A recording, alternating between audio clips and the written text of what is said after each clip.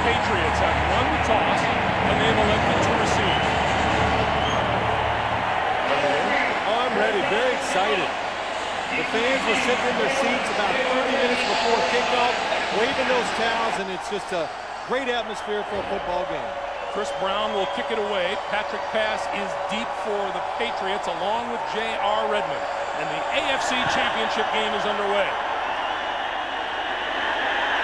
5 yards deep into the end zone. Patrick pass will not run it out.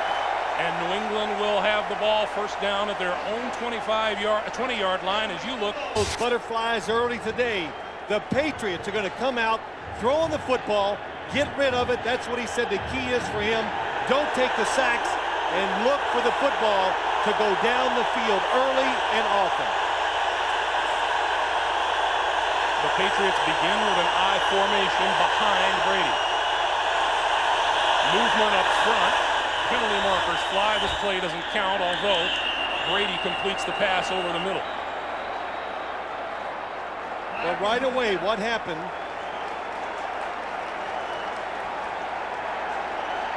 Before the ball was snapped, false start. New England, number 72. 5-yard penalty still, first down. Well, we saw tight end, and Brady spreads the field on 1st and 15 from the 15-yard line. Boy, how about this championship game? 5 wide receivers for the first play. Brady pulls it down and goes down.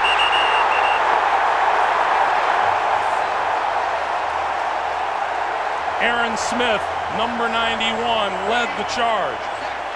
The Steelers run the three. There's Tim Lewis, defensive coordinator for the number 1 ranked defense in the NFL on the year. Brady gives, and straight ahead is Antoine Smith for very little. Well, Tom Brady made a nice decision on his first pass. He looked down the field, 5 wide receivers. The Patriots picked up the blitz wonderfully, but nobody was open, so pull the football down, don't make the big turnover early, and just wait till you get into the flow of the football game. Sacks are nothing new for the Pittsburgh Steelers. Their 55 quarterback sacks led the NFL, and there's the man who has to figure a way around them, the offensive coordinator of the Patriots, Charlie White. Brady on 3rd and 18.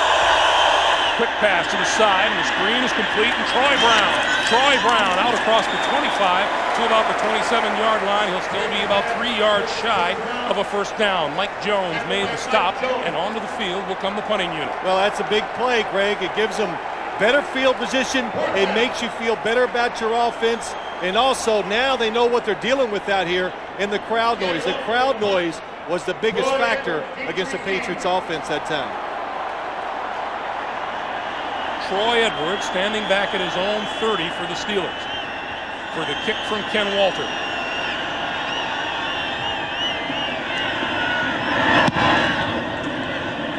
Walter floats it high, and Edwards drifting back. It bounces at the 25-yard line, takes a Steeler bounce, and rolls out of bounds at about the 27. 46-yard kick and no return, and onto the field comes Cordell Stewart, who has had an absolute superb season as the quarterback of the Steelers. Yeah, what a turnaround for Cordell Stewart. Last year, nobody wanted him here in town. This year, he's played very, very good from the start all the way through the season. Very composed, and the big deal for him, always look for him to run the football early, because Bill Cowher says that takes away the nerves. It makes him feel like he's part of the football game. Jerome Bettis in the backfield for the first time in 7 weeks. And the bus gets his first handoff. Squirms forward to about the 29 or 30-yard line. Jeremy Tooman is the tight end. And Jerome Bettis, after 1 carry, comes to the side, and there are 4 wide receivers in for the Steelers now on 2nd down.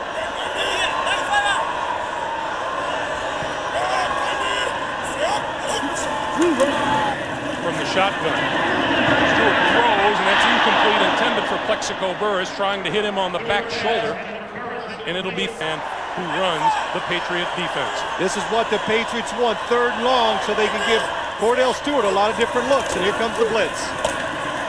Stewart has time, throws incomplete at the 40-yard line, intended for Hines Ward, who slipped as he tried to make the catch, and so it'll be a 3-and-out for the Steelers. Well, both teams did a very good job of picking up the blitz. New England comes with 2 extra blitzers. They get them all at the line of scrimmage. Cordell Stewart, plenty of time to throw it. Both of his throws were off lines. That's just nerves starting out in a big game. Troy Brown drifting back to the 20-yard line. Nice move at the 30. And reaches the 45-yard line. Troy Brown, the NFL's leading punt returner, with a 25-yard return as we take our first time out. As you look at Tom Brady's incredible second-half numbers from last week's game, Tom Brady was as relaxed a young quarterback as you could possibly imagine when we talked with him yesterday. Fine field position for New England at their own 45. Brady on the move, throws over the middle, in and out of the hands of his intended receiver, J.R. Redmond. Well, Greg, you were right when you're talking about Tom Brady.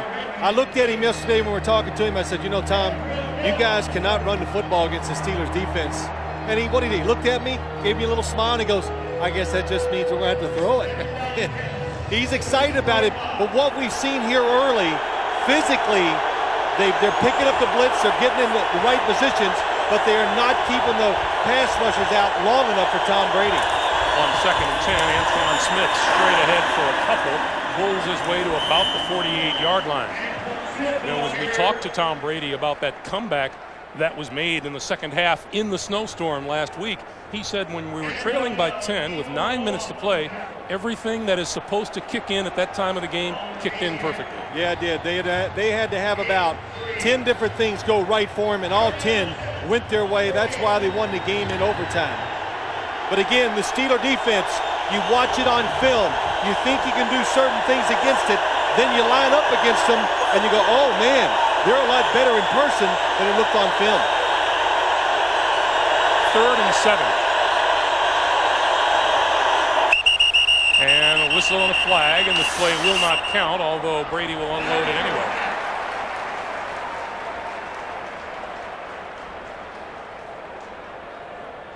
Before the ball was snapped, false start.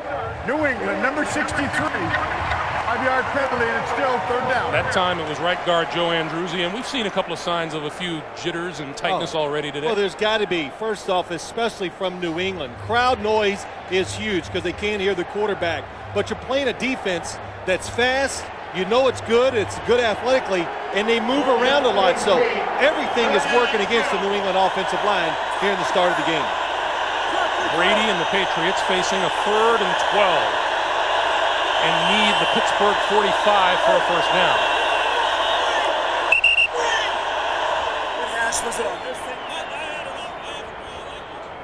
And our first You were going to say our first gathering conference of the day. There you right. go. Well, they want to know, hey, how was last night? Was it a good night? Did you have good food? See, they're nervous too. Big game. Championship. Well, they've got talked out. Please reset the clock to 11:44. 11:44 on the clock. So we'll add 4 more seconds to the game clock. Make up. 3rd and 12. New England winners of 7 straight, 9 of their last 10 games.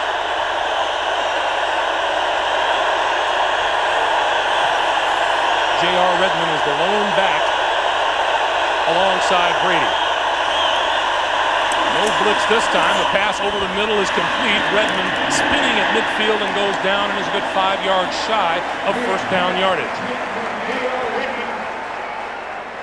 Well, the Steelers, they know it's 3rd long, so they're going to play safe defense. They're going to make Tom Brady throw the football short. And when you do that against the Steeler defense, they're very good running to the football and excellent tacklers. Troy Edwards standing back at his own 20-yard line, awaiting the kick from Ken Walter.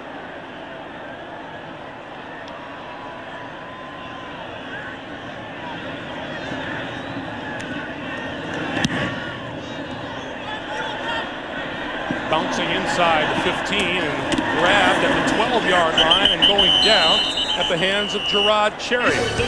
So, excellent defensive positioning for the Patriots. 10:35 to play in the first quarter. Neither team has been able to get anything going offensively as Cordell Stewart brings the Steelers to the line. Bettis and Whitman in the backfield.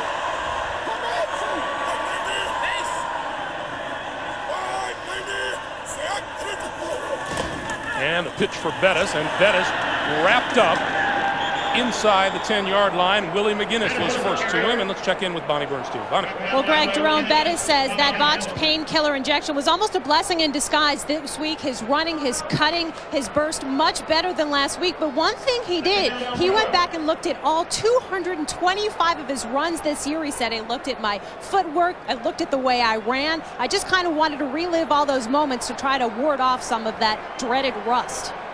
All right, Bonnie, he has 2 carries for 0 yardage. He lost 2 on that play. It's a 2nd and 12. Stewart to throw. Far side, incomplete, penalty markers fly. Otis Smith with the coverage on Plexico Burris. Now, in talking with the New England cornerbacks yesterday, they both said they're going to play tough and up close. You think so? We talked to Otis Smith and Ty Law yesterday together, and Greg, you were sitting about 3 feet away from him. Pass interference, New England, number 45. The ball is placed at the spot of the foul, first down. Well, let's watch the replay real quick. Twice Cordell Stewart's had this throw. That time Otis Smith contact as Plexico Burris goes up to try to catch it. But Greg, they were so fired up, so upset, and so determined to do a good job today. They made you move back about 3 feet because they already hit you. Stewart, the screen on first down. Bettis on the move, and Bettis out across the 35-yard line. 12 yards and another first down. Well, when you're too aggressive going to the quarterback, what happens to you is this. Cordell Stewart going back, it's a screen. The pass rushers in a hurry to get there. Roman Pfeiffer, a linebacker on the blitz. That leaves nobody out there to tackle Jerome Bettis. And what did Jerome Bettis tell us? He says early in the game, I'm just going to have to look somebody up and get some contact. We got a good lick right there. First down, Pittsburgh at their own 37. Bettis will try the right side this time as penalty markers fly. And Bettis is down at about the line of scrimmage. Teddy Bruschi the first to reach him. No gain on the play, and let's check the flag.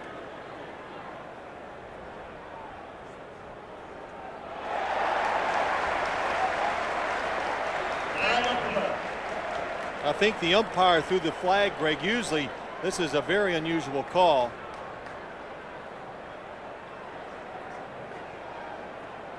Here's Ed Hockelin. Illegal hands to the face, New England, number 91. It's a 5-yard penalty and an automatic first down. That's defensive end Bobby Hamilton. Yeah, Bobby Hamilton probably just trying to get good explosion against an offensive lineman. Lets the hands go to the face, and that's pretty easy to spot when you do that. Second New England penalty on this drive. Bettis with a breather on the side. Well, when you've been out 7 weeks, I do not expect Jerome Bettis to carry the football 25 to 30 times today. Stewart, quick drop, quick pass, incomplete. Intended for tight end Jeremy Tooman, and middle linebacker Teddy Bruschi was there. Well, what they had this time, New England being aggressive early in the game, especially on defense. Teddy Bruschi on the coverage, but one of the corners, Otis Smith, was on a blitz. Nice coverage by Bruschi against Tooman. Teddy Bruschi has had a terrific season for Bill Belichick. A couple of sacks, a couple of interceptions. Greg, that time Ty Law was on a blitz.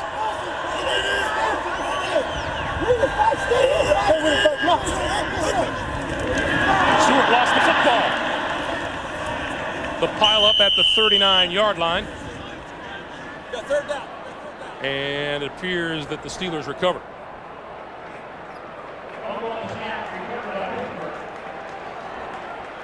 Well, when this happens, I can just hear all the coaches up in the booth going, my gosh, ever since training camp, we've been working, but those things, these mistakes can happen, especially there's Mike Mularkey, offensive coordinator for the Steelers.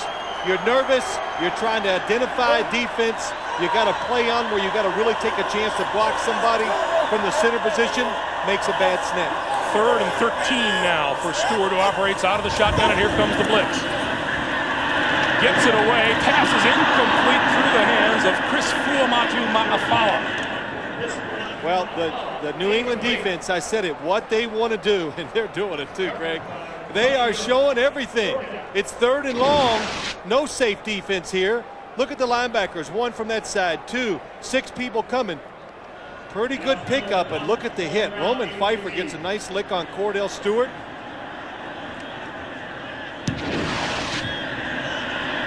The kick toward the sideline, and Troy Brown grabs it and runs out of bounds at the 15-yard line.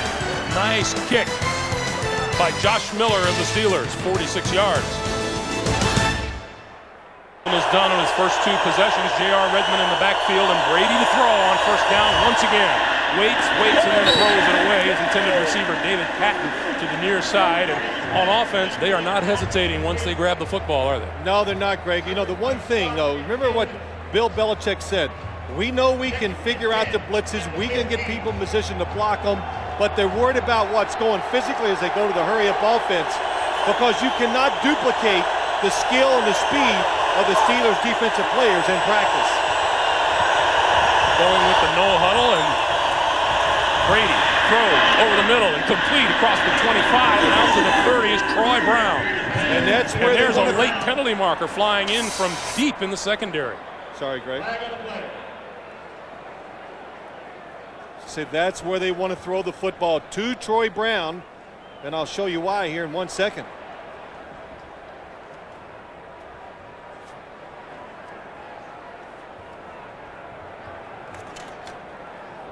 Conference number 2 of the day on the far side of the field. Greg, why they want to throw it to Troy Brown. They're going to play him inside. That puts a safety on him. Lee Flowers, Troy Brown, tremendous season. There was no face mask foul on the and was on the helmet but did not pull the mask. The play results in a first down. All right, good explanation. Let's look at the catch. Troy Brown, here he is against Lee Flowers. Nice little move to the outside, just enough. Create space, catches it, and then protect the football against a swarming defense. First down of the day, and there you see what was the possible penalty and was decided it wasn't. Quick pass, and that's complete to Troy Brown to about the 35-yard line. Yeah, good shot by that, Greg. Just a hand on the helmet and a good conference by the officials to get the call right. And once again, the Patriots go without a huddle. Remember, neither team has crossed midfield so far today. You know, I was close. I said the Patriots going to come out during the week and be conservative, and here they come, just letting it go. Another blitz. This time, Brady pulls it down and then falls at the 36-yard line, so he picked up a yard on the play. John Fiala with the stop, and now the Patriots are looking at a 3rd and 4. I think when we met with the coaches yesterday and Bill Belichick was telling us what they're going to do, I was like, oh my, you're kidding. But that's what happens when you get in big games. Don't be afraid to try to win the game. Don't be concerned, oh, if we make a mistake, make the plays. Here comes another blitz pass over the middle, and fighting for first down yardage is Jermaine Wiggins, and he didn't get there. The spot is going to come up about a half yard short of a first down. Well, another blitz, and the Patriots again just get somebody on every blitzer. This time, John Fiala comes in. Look at J.R. Redmond come across the formation, make a nice block against Kendrell Bell. But again, good tackling down the field. And we're going to have a measurement here, and as we talk to Bill Belichick, you know, we're saying, well, what are you going to do about all those blitzers? And basically, Coach was saying, well, I'm not going to let them come unimpeded, Phil. He was a little insulted that we said that to him, and it's about a foot short, and I think they'll punt the football here. And I'm probably thinking wrong. As you say that, number 44, Mark Edwards, comes onto the field on 4th and 1, and Tom Brady's still out there. The Patriots are going to go for it. And let me go on record quick here. I really disagree with this. Field position is too important. You've had a really good start to the game if you're the Patriots. You withstood Pittsburgh's initial onslaught on defense and offense. You see New England's numbers on 4th down. Antoine Smith, Mark Edwards in the backfield.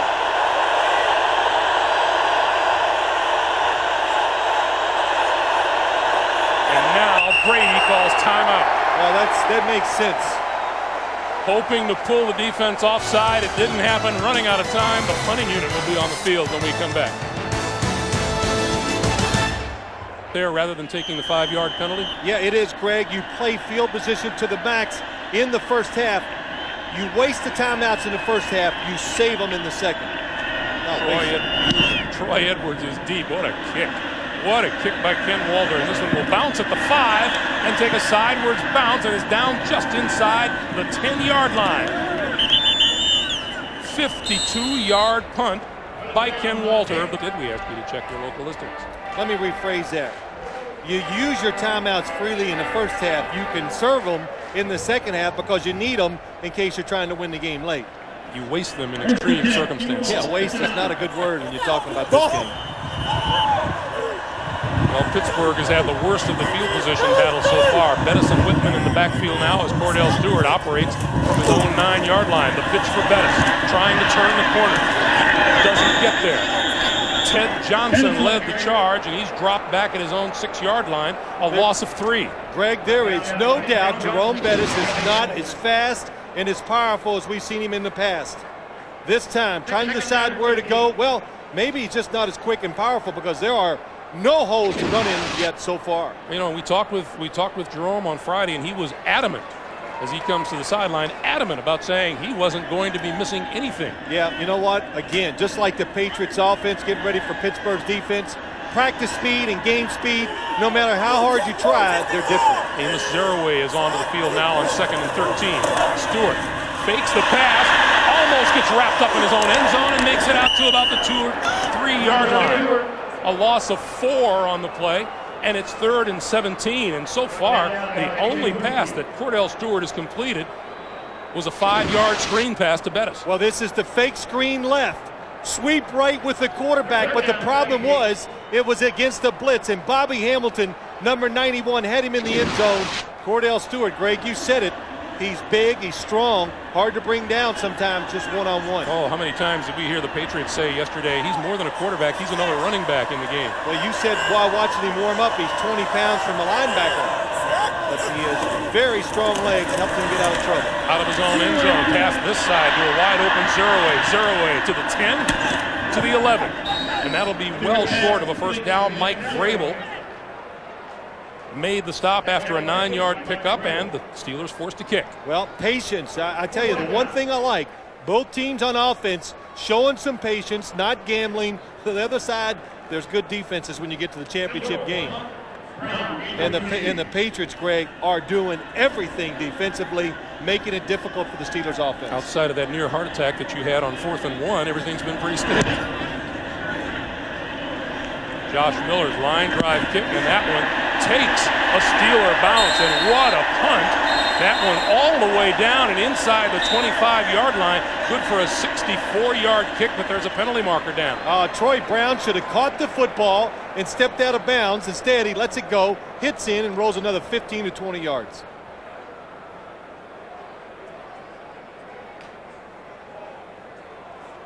And it's against New England.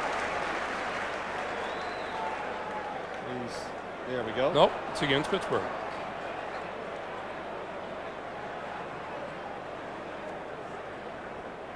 Bill Cowher saying, Ed, talk to me. Well, Bill Cowher knows what a wonderful change of field position he got out of that, and now I don't think you have to ask the Patriots. They're going to want you to re-kick it. Oh, they're not likely to get another kick of that nature.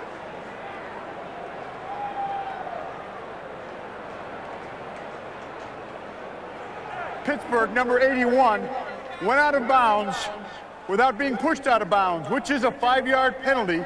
Repeat 4th down. Yes, it is. Troy Edwards, number 81, on the outside. He runs outside, out of bounds, not pushed by Terrell Buckley, and he didn't get back in quick enough either, probably. But you're allowed to go out of bounds. If you get pushed, just make sure you get back in as fast as possible. Boy, big break for the New England Patriots here. So now Josh Miller will have to kick it again, and he's back at the end of the end zone. Wow, that's the first time I've heard the crowd quiet today.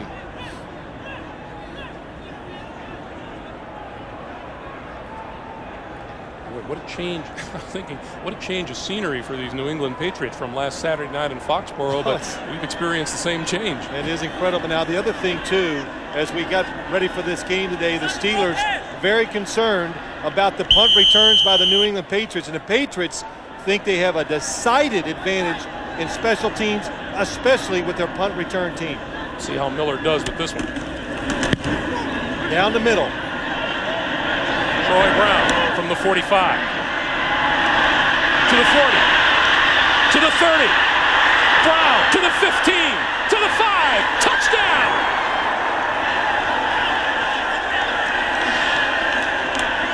Bill Cowher, they've been kicking to the sidelines. The kick before was to the sidelines. They kick it right down the middle. They give all the options to Troy Brown and to the New England Patriots, and they take advantage of it. Right down the middle. Watch Troy Brown. Little hesitation, and then right up the middle, and such a big hole. Nice job of just staying out of the way of the tackles. Good blocking downfield. Boy, Terrell Buckley, terrific job of blocking, and that's what they wanted. A special teams scoring opportunity. They got it. The second punt return touchdown allowed by the Steelers in 2 weeks. Jermaine Lewis did it for the Ravens last week. Vinatieri for the extra point. And it's good. Bill Cowher could not have been off of them now. Now you can play. You got a little freedom. You can afford a mistake if it happens, and it just makes players and coaches be a little more creative and loose. This is Troy Edwards at the 10. The 20. And down at about the 23 or 24-yard line by Fred Coleman. Let's go back to the touchdown. Yeah, let's look at it. I want to show you some good blocks. Watch Troy Brown in the middle of the field. I want to say, look at the blocks. There's no blocks. It's just Troy Brown making a nice run up the middle. Pittsburgh just out of position in the punt game, but watch Troy Edwards. Troy Edwards is the one who ran out of bounds, committed the penalty. He never got off the line of scrimmage on the re-kick. What a job by the Patriots. That time it was Terrell Buckley was doing it, and so was Antoine Harris. First down, Pittsburgh from their own 24. Stewart throws out in the flat, and that is complete to Kreider, the fullback. The New England Patriots, when you say they lead here, consider that entire game against the Raiders, they never led until it was over.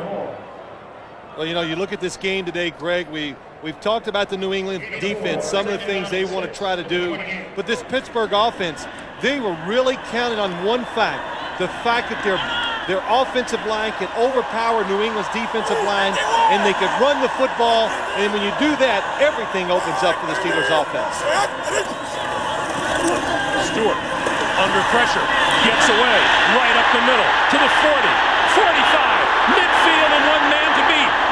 Can't beat Otis Smith, and he's run out of bounds. 34 yards for Cordell Stewart and a big first down. Well, that's what the defense of New England, they got the perfect play on again to stop him. And Cordell Stewart, he avoided a safety. Look at the blitz. Here it comes. Nowhere to go. Breaks a tackle. Just gets away from another one. And then Lawyer Malloy, no chance in the middle of the field. Cordell Stewart can run just like a running back in situations like that. Nice blocking down the field by Jermaine Tooman. All of a sudden, the Steelers in New England territory. Pass to the far side, and that one is complete. And Hines Ward inside the 35-yard line, and appears to be a little hitting on the far side of the field, doesn't it? Ooh, a little. Everybody's running, trying to get some licks in. Jerome Bettis in the backfield actually became almost a lead blocker after the ball was caught. He ran down there so fast. Hines Ward with his first catch of the day, a 4-yard gain. The line of scrimmage is the 34, and it's 2nd and 6. Well, the way you stop a running quarterback is you blitz him. In other words, you just cover the whole front of him, where when he wants to run, there's nowhere to go. The Patriots just a little out of position. Cordell Stewart took advantage of it. The give is to Bettis.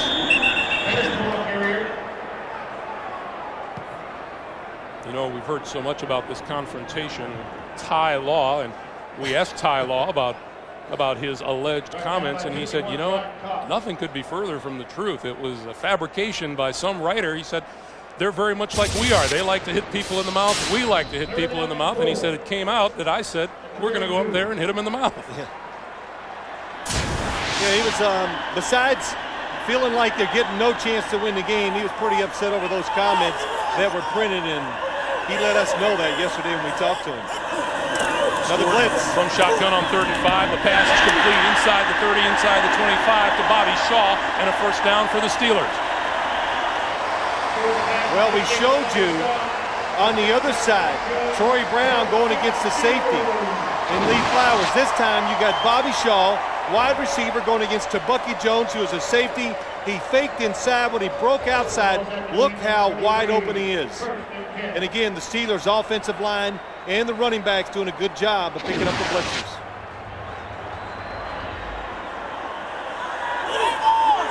Coming down to the final moments of the first quarter here, Bettis and Kreider in the backfield.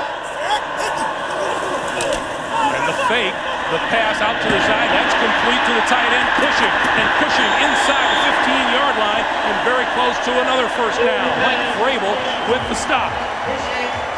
So as time winds down in the first quarter, the Steelers trail by 7, but they're on the... But look at Pittsburgh's red zone off all the first 3 possessions, 29 yards, 60-some yards on this possession. Cordell Stewart has completed 5 straight passes, and he's thrown in a 34-yard run for good measure. First down from the 13. Bettis pulls across the 10 to the 9-yard line. Pick up a 4, and it's 2nd and 6. Yeah, when you look at Pittsburgh's offense, they're not that good in the red zone. They kick a lot of field goals. 29th in the National Football League. The Patriots very good, but it really doesn't make sense to me. I understand Pittsburgh's ahead. Sometimes they go for the field goals, but when you got a mobile quarterback, good wide receivers, a creative game plan, and good running backs, you should be one of the best inside the 20-yard line scoring touchdowns. On the other side of the ball, the New England Patriots have been outstanding in the red zone defensively as Stewart dancing around and goes down at the 11-yard line. We specifically talked with Bill Belichick about his red zone defense. Oh, he said, hey, look, he looks at me and laughs like I know it inside out because he coached for the Giants for so many years. And Cordell having trouble with the snaps so far today. But Bill Belichick says the key to our defense is we just take away some of the easy plays that the offense wants to do. We make them, we'll give them throws, but it's going to be the throws way outside of the sidelines, and most teams are not willing to try it once they're going in to try to score. Play clock is down to 5 as Stewart and the Steelers look at 3rd and 8. Pulls it down, and now Stewart is on the move. Penalty marker down, throw into the end zone is incomplete. Let's check the flag. Usually when a quarterback moves like that, yep, it's going to be a hold because the offensive lineman's going, hey, what's going on here? He's wondering why the defensive lineman just takes off and runs away from him. Holding Pittsburgh, number 77. The penalty is declined. Brings up 4th down. So that's Marvell Smith, the 2nd-year tackle, and that'll bring Chris Brown and the field goal unit on. And to say that things have been adventurous here at Heinz Field for place kicker Chris Brown is an understatement. He's missed 15 or 14 field goals on the season, 10 at home, and 1 last week in the postseason. And this south end of the field is the trouble spot as far as the wind is concerned. From 30 yards out, he hit that one hard and he hit it straight. Who do you think is happier, Bill Cowher or Chris Brown? 7-3, Patriots lead. We had our wishes as well.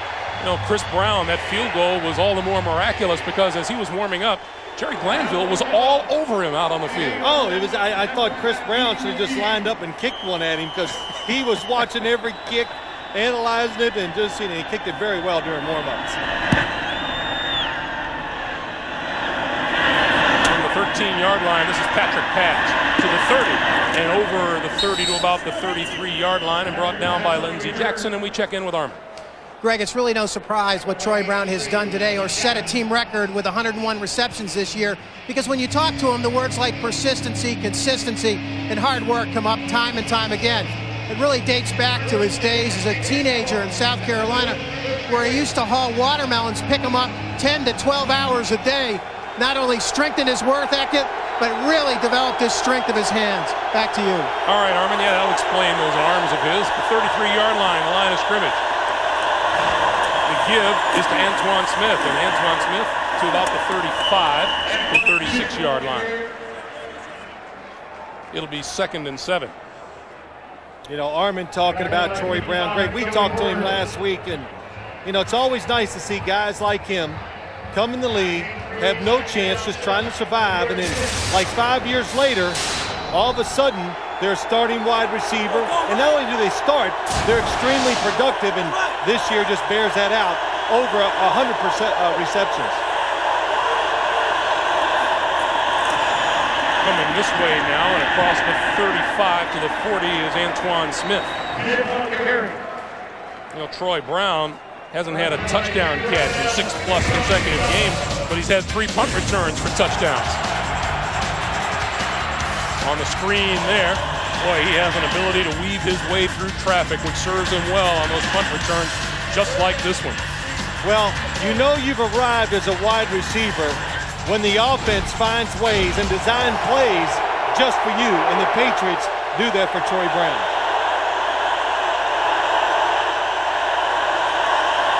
Brady from the shotgun, quick pass this side, and that is complete and out of bounds to Charles Johnson, number 81. Well, you know, I keep watching this game. Both defenses being creative, blitzing, but both offenses getting in good position to pick it up. Finally, Tom Brady has time to throw the football to the sideline, finds a wide open receiver against Dwayne Washington.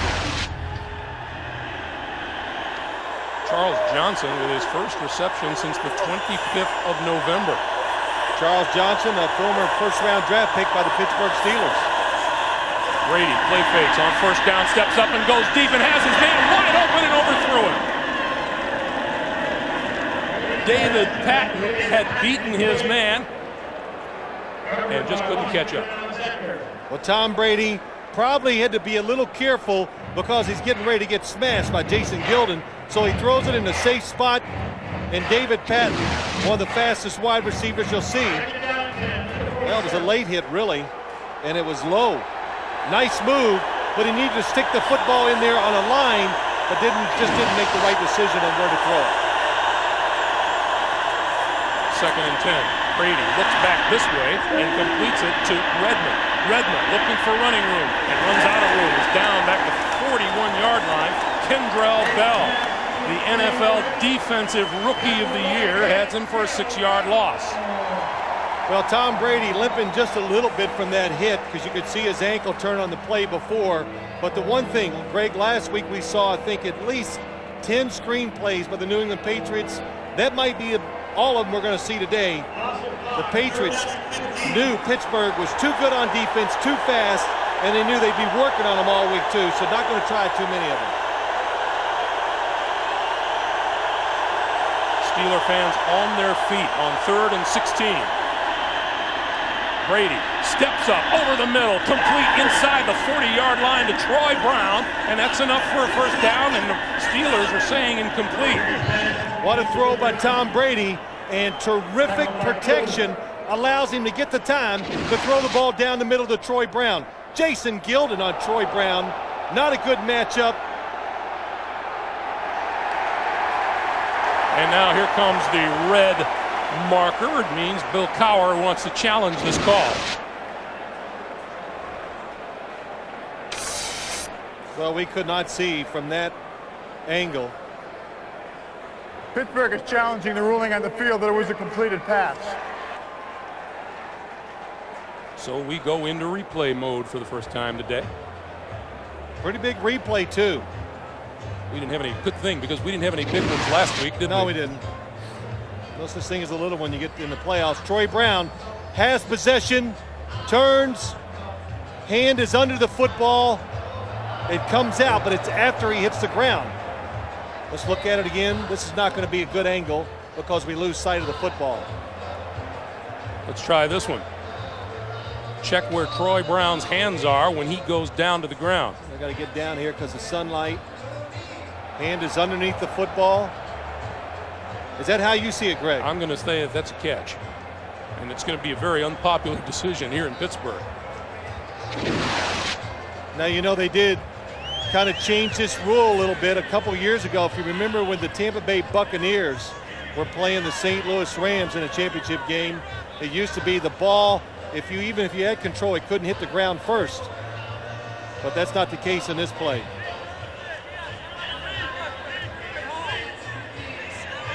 Well, Ed Hockley is going to take a good long look. We're at 10:26 to play in the first half. Yeah, it's pretty tight, and it's going to be how he interprets the rule. He has to have total control of the football once he hits the ground. Elbows on the ground. Elbow hit the ground. He had control of the football when his elbow hit the ground. Let's look at that one more time. Well, Ed Hockley has made his decision. A body part, see, I didn't recognize it the first time. Watch, he catches it, total control, elbow hits the ground, you're down. Complete pass. I haven't got one of these right all year. This one I'm going to get right.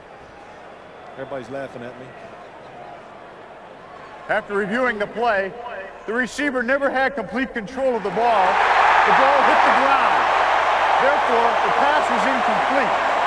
The ball will go back, and it is 3rd and 15 on the 42-yard line. We'll put 8 seconds back on the clock. Please reset the clock. Let's watch it again.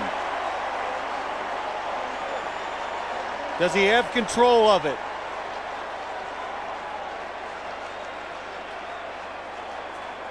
I thought he did.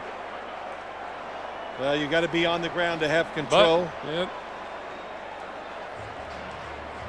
And regardless what it is, Greg, you have to remain in control of the football even after you hit the ground.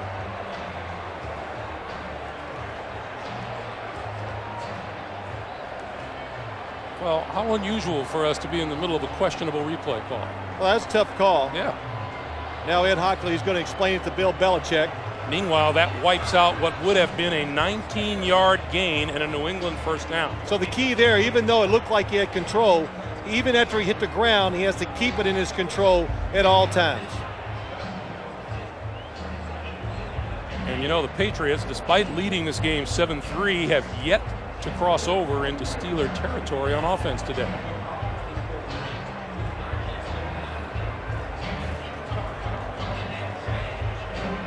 So number 13 is Ken Walter, and he will get this kick away once the officials have finished discussing matters.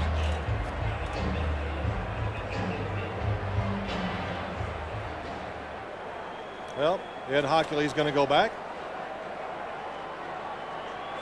I think they're going to. We're just checking to be sure we've got the correct spot. We're not changing the ruling. Let's go see either the time or the yard line.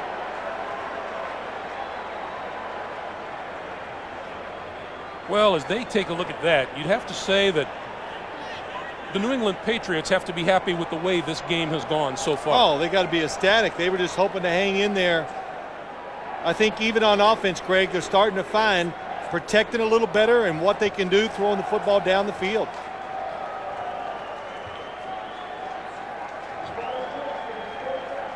Well, the Patriots told us that Tom Brady said we worked on protection a lot this week, and the Steelers have not quite created the havoc in the backfield the way they did a week ago against the Baltimore Ravens. That's Troy Edwards standing at his own 15-yard line.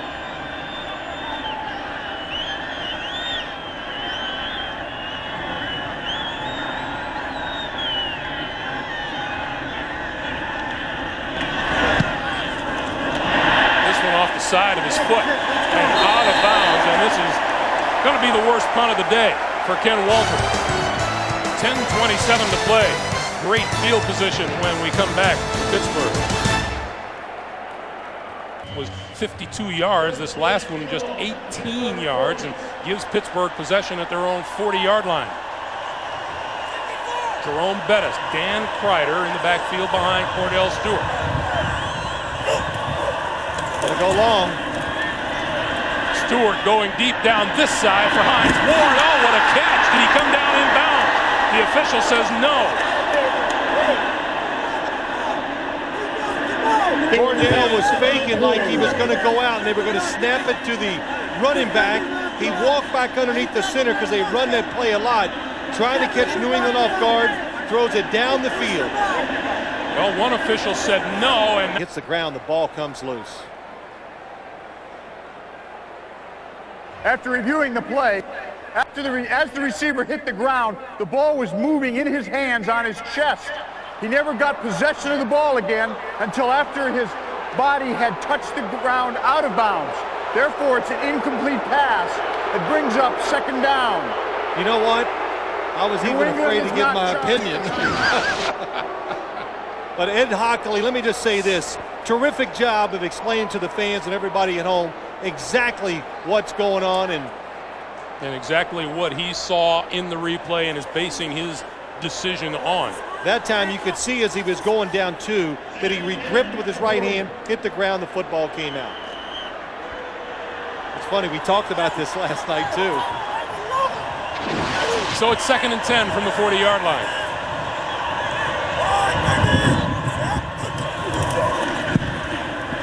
Couple of play fakes and Stewart with a screen. This is Zeraway.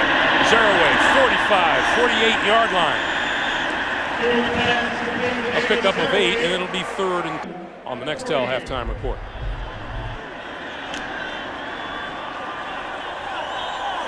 Third and 2 for Stewart and the Steelers.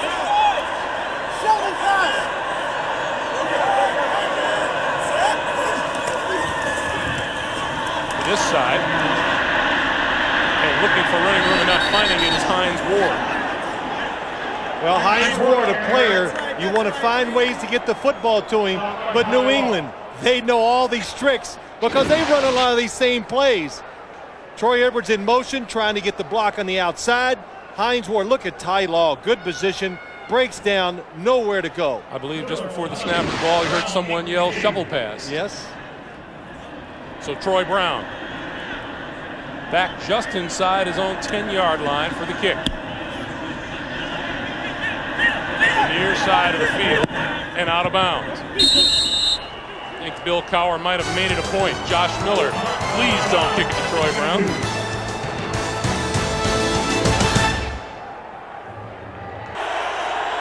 The Patriots from their own 22. Looking for running room on the left side is Antoine Smith, and it's just not there. Well, you know, you've noticed a little bit of a change from the New England Patriots. They were going to come out, force it down the field, really be aggressive, but it's just too dangerous, Greg.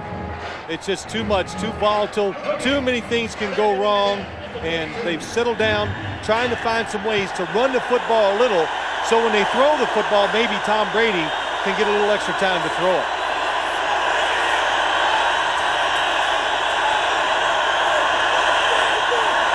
With Troy Brown in motion, Brady will throw.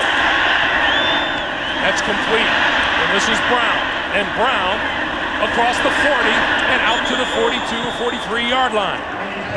Boy, every time Tom Brady drops back, if you're the Steelers, just send 3 people to Troy Brown because that's about all he's looking for. They bring him in motion, the only wide receiver out, wide open. And watch this little move. Lee Flowers misses the tackle and lets him get a lot of extra yards. How's this for how much Tom Brady has relied on Troy Brown? 101 receptions on the regular season, 59 of them for first down.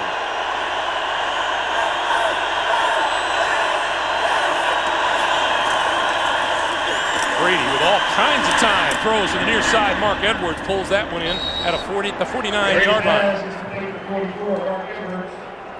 7 yards, 2nd and 3. Now, I'm telling you, Tom Brady waited as long as he could because he was trying to get it down the field to Troy Brown, but he very smart. Don't be too greedy. Take the short pass and get you 7 or 8 yards.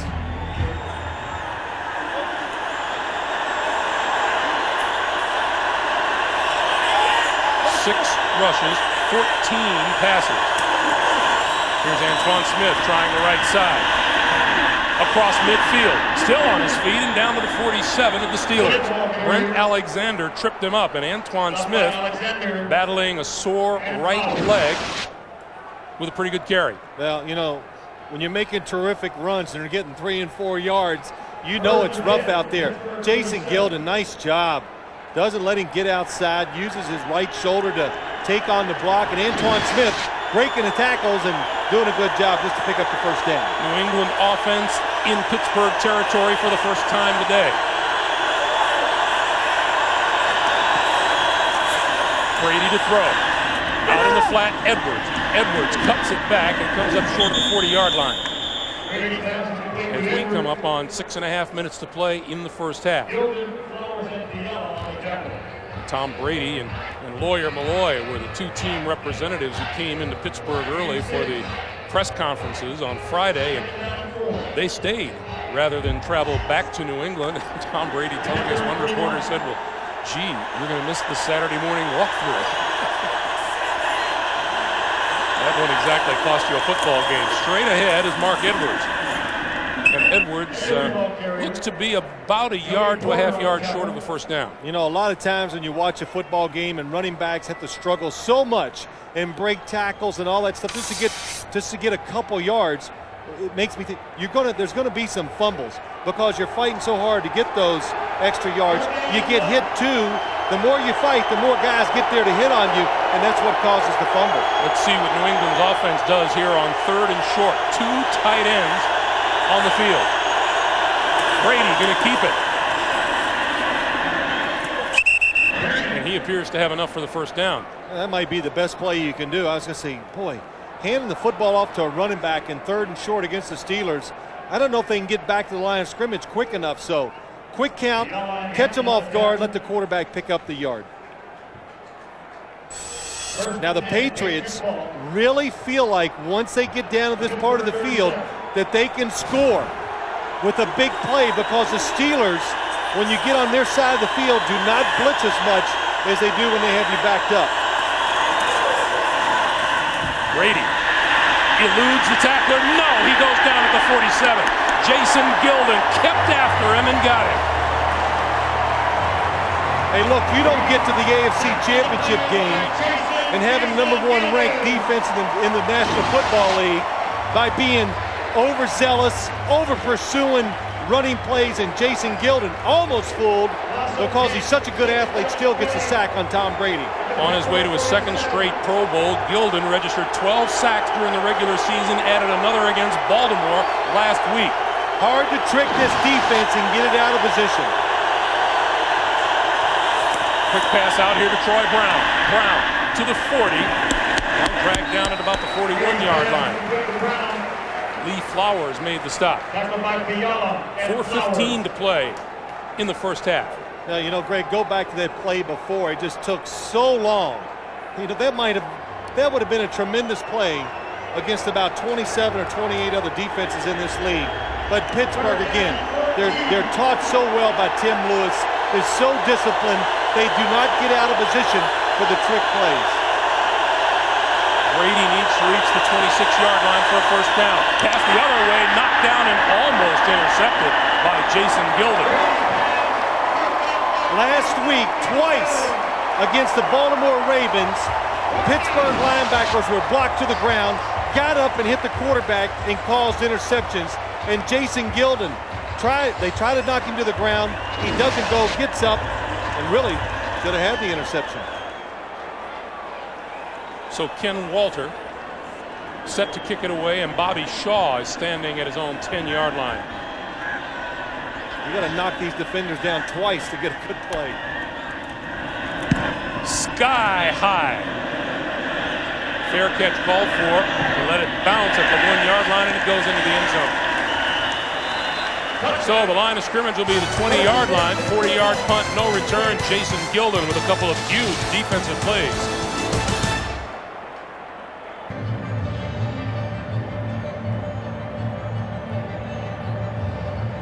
The statue out front of Art Rooney, the longtime and beloved late owner of the Pittsburgh Steelers. His son Dan now operating the team and enjoying this trip to the AFC Championship game as much as anyone. 3:39 to play. 14 passes to 9 ground attacks for the Steelers.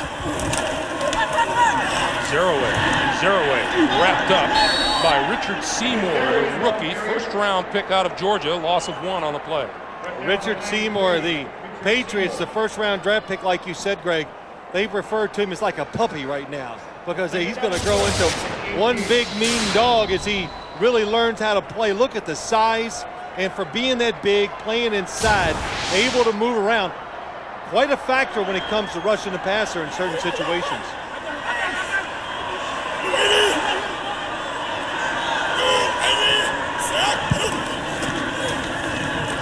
On 2nd and 11, Stewart throws far side, incomplete, and a fine defensive play by Ty Law. Hines Ward, the intended receiver.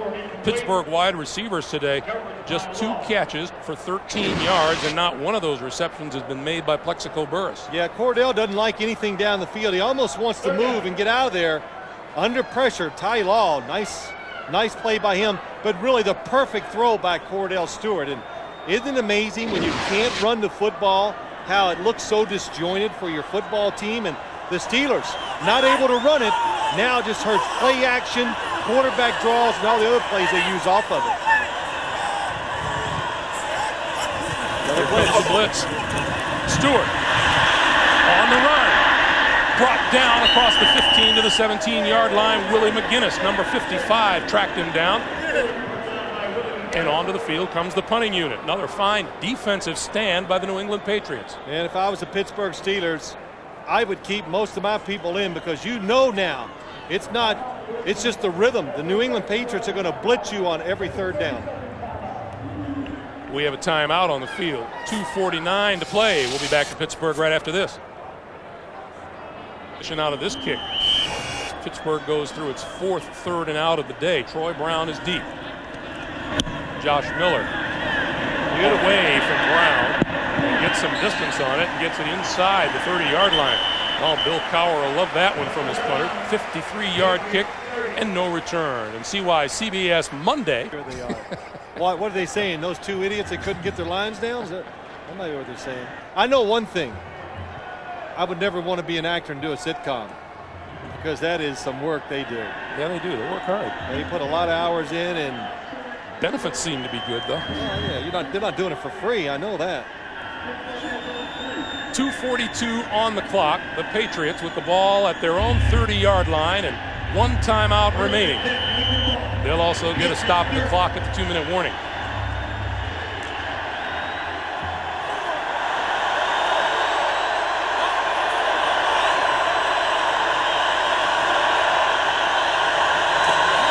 This is J.R. Redmond.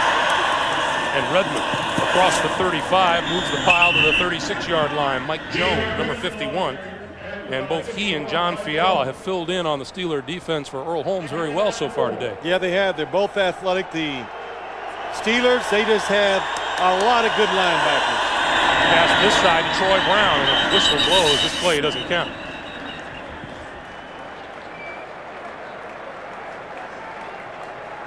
Before the ball was snapped, start, New England, number 80. 5-yard penalty is still 2nd down. Troy Brown feeling that screen just a little bit before the snap.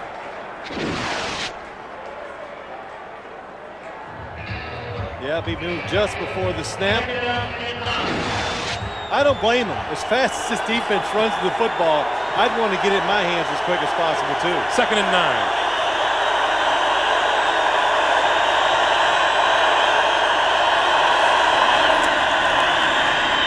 Brady, that ball is tipped and falls incomplete.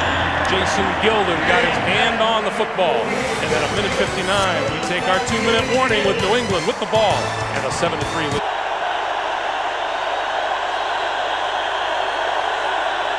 If Brady and the Patriots want points on the board before the break, they need a 1st down here on 3rd and 9. Here comes the blitz.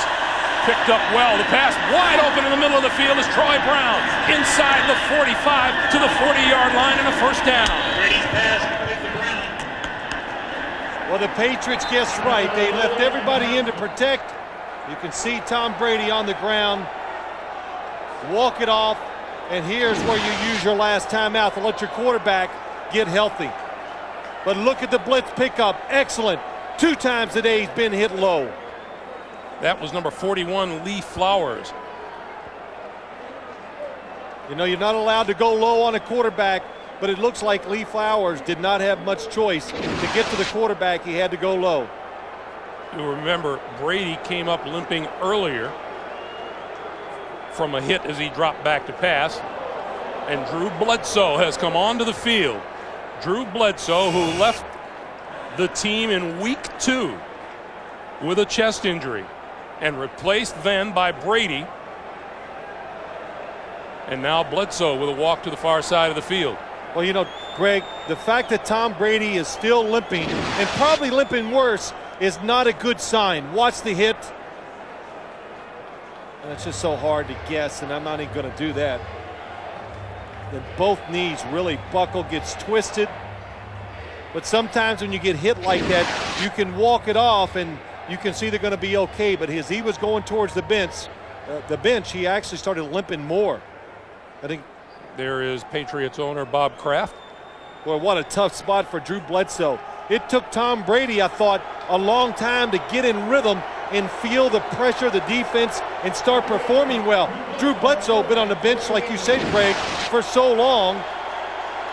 And as you take another look, Drew Bledsoe's numbers on the year, he has thrown just 66 passes, completed 40 of them for 400 yards, 2 touchdowns, 2 interceptions.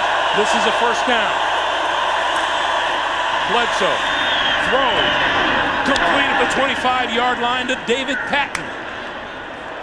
What a throw by Drew Bledsoe. Right off the bench, and well, I'll tell you, Greg, we've watched him practice some, and he hadn't lost anything off of that arm. 16 yards and a first down, first catch of the day by David Patton. Bledsoe on the move now. Heading for the sideline and is whacked out of bounds by Chad Scott, and that's very much the same kind of play that Bledsoe was injured earlier in the season. It was, and the coaches need to say, hey, Drew, we're down to number 2.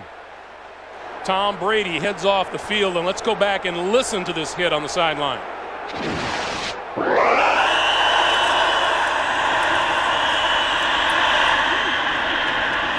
Saw him when he came into the game.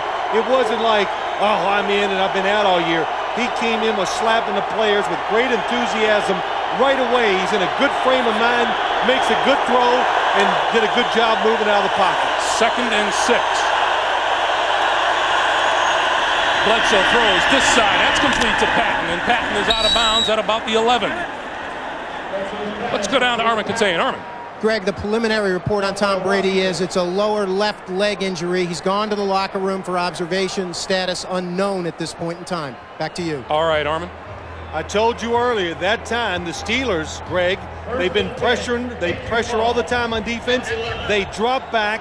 They gave the Patriot wide receivers room, and Drew Bledsoe makes a good throw to the outside. Patriots have only scored 3 touchdowns their last 13 trips to the red zone. Bledsoe throwing, corner of the end zone, touchdown!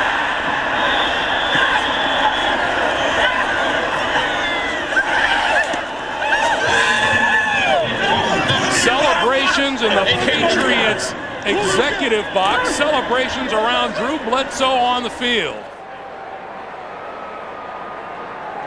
Unbelievable. They put all 3 wide receivers to the right. They keep the tight end. They block it all. The Steelers blitz. Troy Brown against Jason Gilden. There's no way. I'm sorry, it was David Patton on the catch. I just figured it was Troy Brown because they throw right past to him. But good blitz pickup and another good play by Bledsoe. Vinatieri's kick is good. David Patton has not caught a pass all day from Tom Brady. He just caught 3, including a touchdown pass from Drew Bledsoe. 14-3 pass. Watch. Here comes Patton, goes to the inside. Everybody's to the inside trying to cover him. The Ravens had the same exact play. Elvis Gerback waited a little too long to throw it. If you remember, Brandon Stokely didn't get both feet in bounds in the corner of the end zone. The Patriots get Patton a little farther inside, give him more room to work with, and Drew Bledsoe makes a good throw. How about that man, Drew Bledsoe, coming in, and you know, you couldn't be in the spotlight anymore. Unbelievable. I tell you, it's got to be so exciting for him to come in and perform that way. Bledsoe 3 out of 3 for 36 yards in the touchdown. And from the 15-yard line, this is Troy Edwards. Edwards looking for running room. dancing and dances out of bounds at about the 27-yard line. Tom Brady going into the locker room with a definite limp. Actually looks like he's walking a little better now too, so. Yeah, that's not good when you see him hop. So the Steelers with the ball at their own 28-yard line, 50 seconds to play and all 3 of their timeouts. Impressive numbers for New England. Stewart throws, sideline, complete and out of bounds to Troy Edwards. Stewart's pass is complete to Troy Edwards. That stops the clock with 45 seconds to play. Well, of course, what the Steelers would like to do, 3 timeouts, just give themselves a chance at kicking a field goal. And with 45 seconds and all 3 timeouts, Mike Mularkey can do whatever he wants. He could call a running play, and it wouldn't hurt their offense right now.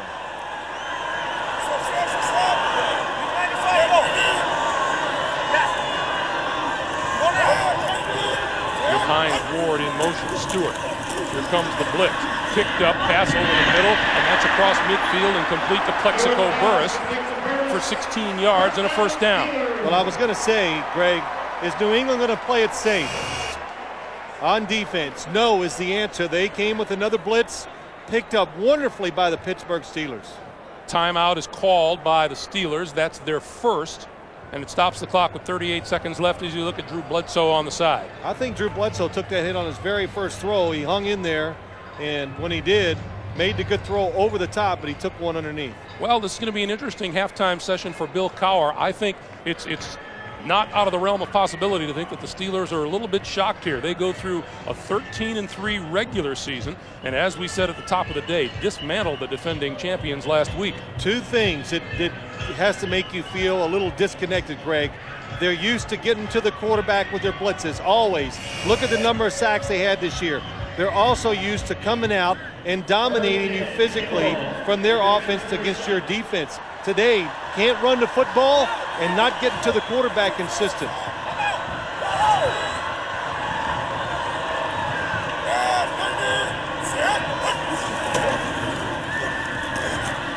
Stewart gets rid of the ball to the 31-yard line, incomplete, intended for Bobby Shaw. 33 seconds to play. Boy, Cordell Stewart hung in there. Mike Vrabel coming around and just a half a second too late. Well, the reaction you're getting from the fans is... Yeah, I did not see the replay. It's on the board. Let's take a look at it. Under 2 minutes, it's being reviewed automatically upstairs. Remember, under 2 minutes, the officials upstairs do the reviews. And the whistle blows before the play is snapped. Paging Mr. Hockley to the camera. You know, but Bobby Shaw didn't do he wasn't over aggressive that he caught the football, so I just figured he wasn't upset about the incomplete call. Let's take a look. Nice throw under pressure by Cordell Stewart. That shot looks like both arms are under the football. It's got to be. Now we're reviewing the ruling on the field to determine whether the pass was complete. Wow. It has to be conclusive. In that time, it looked like to me that it hit his hands, bounced up, and he caught it. Well, Bobby Shaw is in his 4th season out of the university. You know, just to talk about Cordell, as Ed Hockley keeps looking at the replay, everybody keeps saying, hey, that Cordell really matured this year. And I always, Greg, what do we talk about? I just say, look, Cordell Stewart's got good ability. You bring in a Mike Mularkey, you run an offense that's good for his skills. You give him a good quarterback, Coach Tom Clemens. Now you tell me the answer why he's playing a lot better. You know, yeah, I know he has matured and he's doing some things better, but he's being coached to bring out his skills, and that's why he had a good year.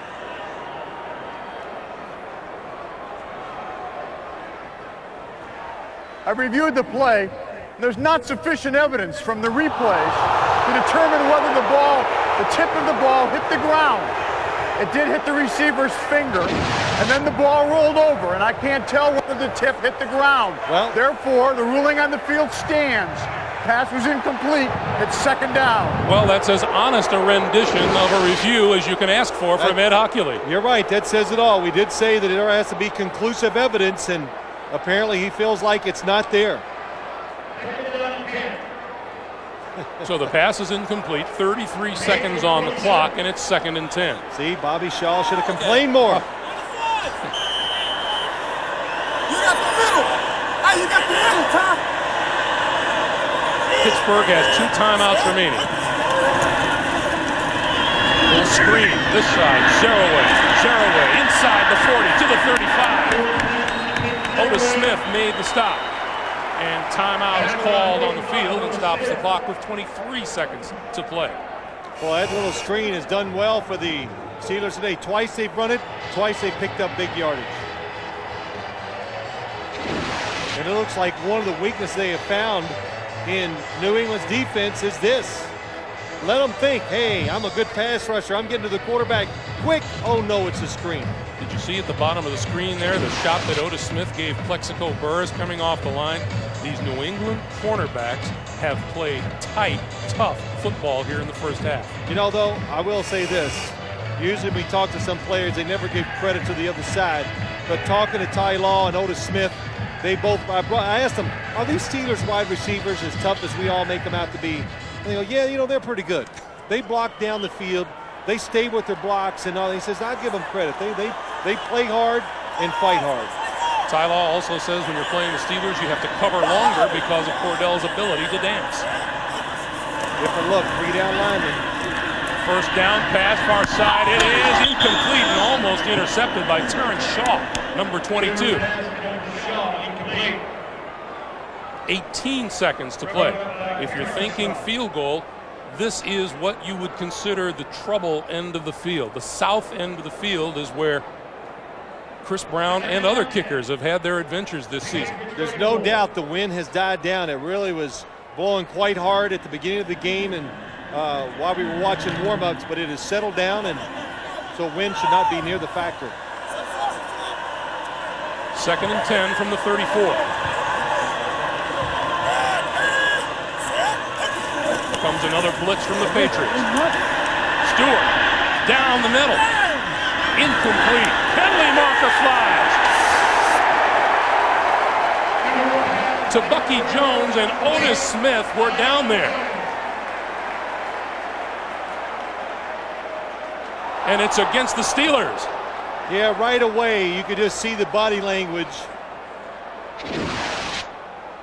Plexico Burress tells you he might have Pass pushed off. interference. Pittsburgh, number 80. Grabbed the defender and pulled him away as the ball was in the air.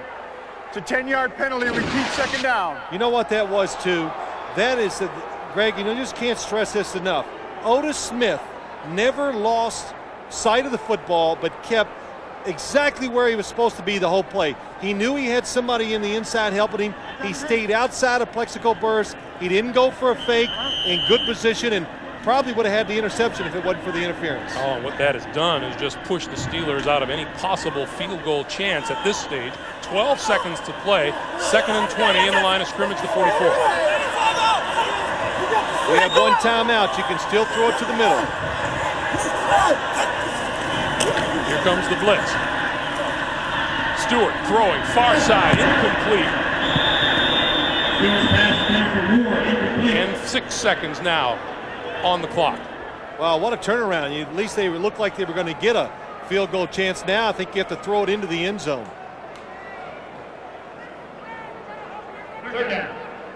Or you throw a real quick short pass, get out of bounds, and you try an extremely long field goal, which I would say no. Hines Ward, Plexico Burress, and Bobby Shaw stacked to the top of your screen.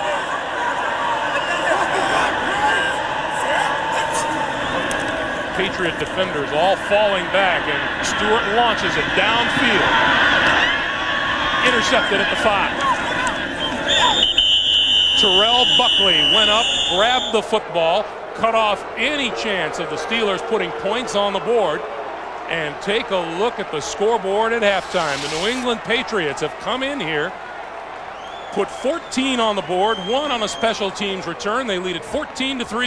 How about it? You lose your starting quarterback, you bring in a 3-time Pro Bowler in Drew Bledsoe, and, well, that has to make all the coaches and the players in that team feel confident that he can get the job done. For the Steelers, from the 8-yard line, it's Troy Edwards to the 20, the 25, and backed up a bit now inside the 25-yard line. And let's go down to Bonnie Bernstein. Well, Greg Phil was correct when he said the Steelers need to throw the ball more. Cowher said he'd like to do that, but he'd also like to get Jerome Bettis more involved. I asked if Bettis was hurt because he really wasn't involved in the latter part of the first half. He said, no, we want to try to get him more involved. He only had 5 carries for 3 yards. Defensively, they need to shut down Troy Brown as a receiver, and on special teams, you know what kind of damage he did there. Well, and that plays into what Bill Belichick wants for his team, because he wants Cordell Stewart to beat him having to throw the football. Bettis in the backfield. Stewart on the run. Going nowhere. Richard Seymour wrapped him up. Loss of 2 on the play. It's 2nd and 12 as you look at the numbers from halftime, where the Patriots have the edge in both passing yardage and total yards. Well, Patriots have the edge in just about everything, Greg, and Pittsburgh trying to get Cordell involved right away. They run a quarterback sweep or a draw, whatever you want to call it. New England, good position. They did not let him run anywhere. Stewart on the quick slant. That one's complete to Hines Ward, and Hines Ward has a first down. Patriots pick up a loose football, and there's been no whistle apparently. Ty Law has the ball. There was no whistle to blow that play dead. I did not hear it. Nobody did. So the only thing the Steelers can hope for, that he was actually down on the ground. Ed Hockley is down at the 15-yard line of the Steelers. Let's take a look.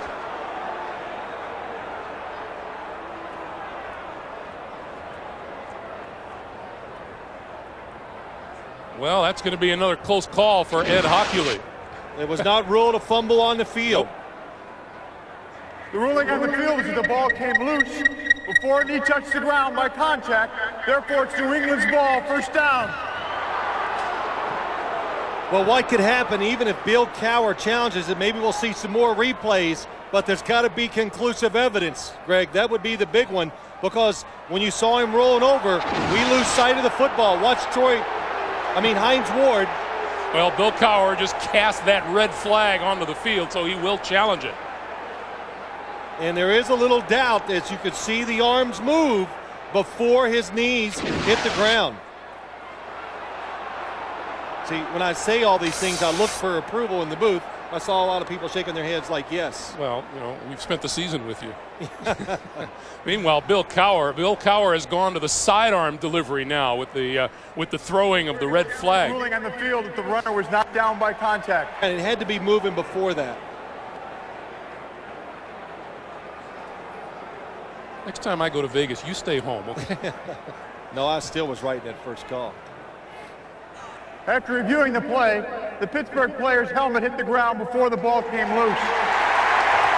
Therefore, the runner was down by contact. Result of the play is a first down at the 44-yard line. Please reset the clock to 14:18. All right, well, you couldn't see the football. Watch Hines Ward's helmet. The only thing, your hand, your foot, or the ball keeps it moving. So they're saying his helmet hit the ground, so the ball was still in possession. The helmet would be the same as the elbow, Greg, as we were talking about the play before. So Bill Cowher feeling he caught a break with 14:18 to play here in the third. And the New England defense back onto the field. You think Ed Hockley's going to sleep well tonight? I'll bet he does. He's getting some running in from the replay booth to the field, because it's about as far away as you can get it. And he's going to go over and discuss it with Bill Belichick. Well, the line of scrimmage is the Pittsburgh 36.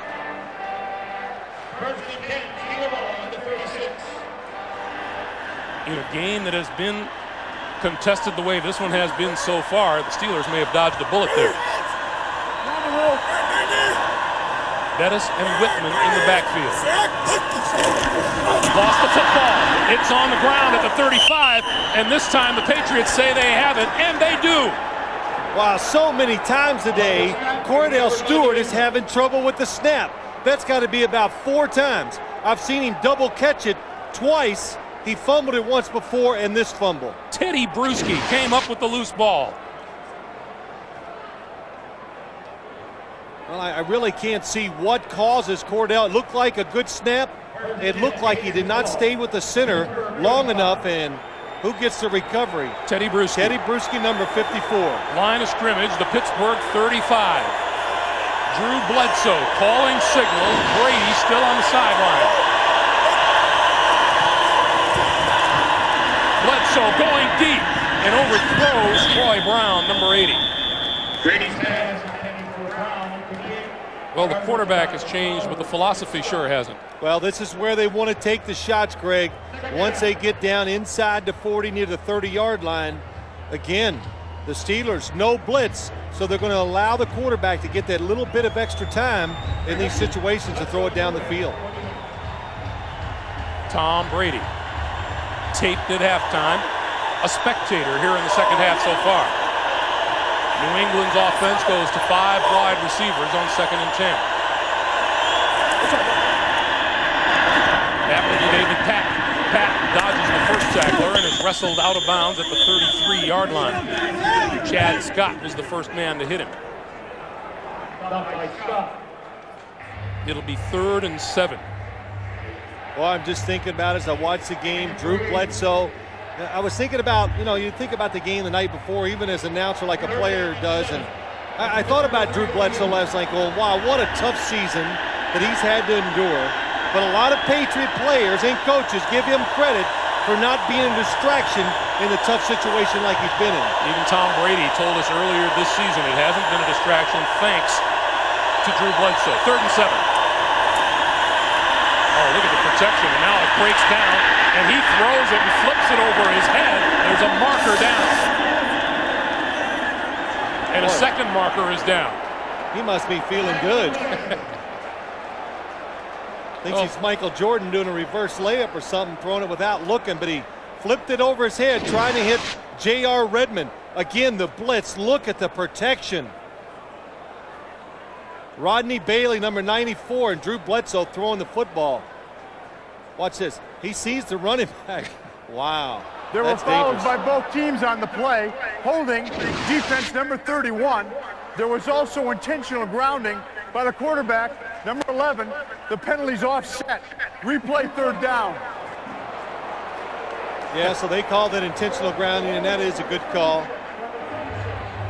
He's avoiding the sack, even though I really believe he was trying to get it to the running back. Sure, right number there. 21 was right there in front of him.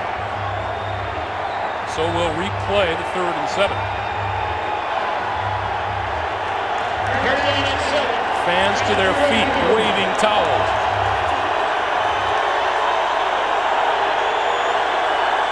Steelers have not trailed at halftime all season long in this stadium.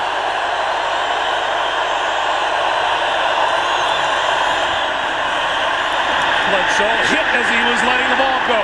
Incomplete pass is ruled by Ed Hockley. Jason Gilden, who has been a terror for the Steelers, was the man who applied the hit. Well, they're doing a good job. Why does he get hit here? It's just because they cover him down the field. And Drew Bledsoe, well, that's a close play too. Did he get that arm moving forward before he's hit and fumbled the ball? But it does not do any good. It wouldn't be great for Pittsburgh to challenge that play. They could not get possession of the football. On 4th and 7, Bledsoe throws out to the side, incomplete. Troy Brown had it and had blockers in front of him.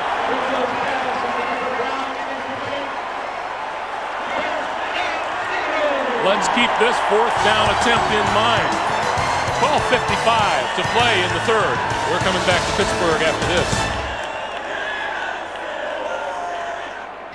Thursday on CBS. For 7 years, no drama had beaten ER until CSI came along. See why it's the most watched drama of the season. Don't miss an all-new CSI Thursday here on CBS, America's most watched network.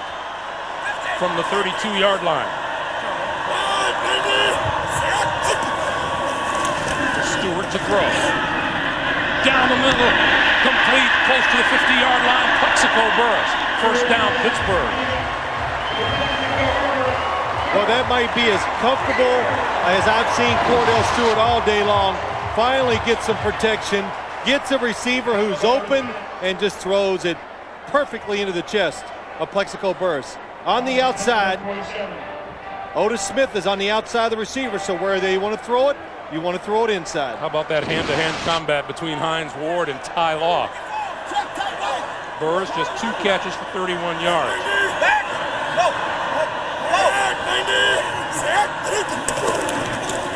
Jerome Bettis, a couple of yards just across midfield. Teddy Bruschi, Willie McGinnis. Important to keep in mind now that the Pittsburgh Steelers are out of challenges. That's right. They've used both of theirs today. Bill Cowher has a sore arm from throwing that red flag.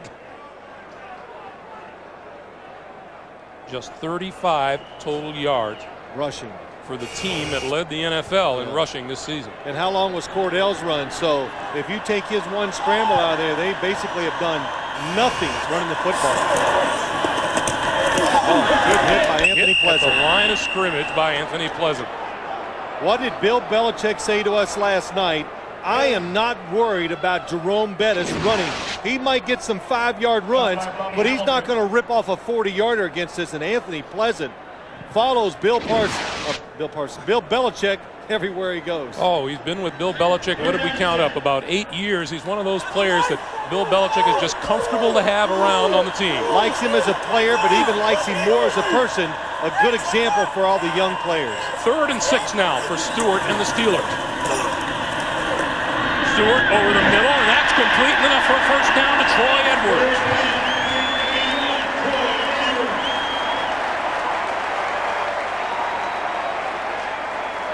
Nice job again, Cordell Stewart, just being patient. Doesn't get nervous. You know, maybe a year or two ago, he would have broke out of that quarterback pocket a little too early, but this time, all the way from the outside, the Patriots matching up. Troy Edwards does not catch a lot of balls, so they put Shaw on him, who is the 4th defensive back. From the 42, penalty markers fly. Stewart over the middle, tipped, intercepted. Bucky Jones has the football. Still on his feet and down at the 32-yard line. My guess is that the Patriots jumped offside. Anthony Pleasant jumped early.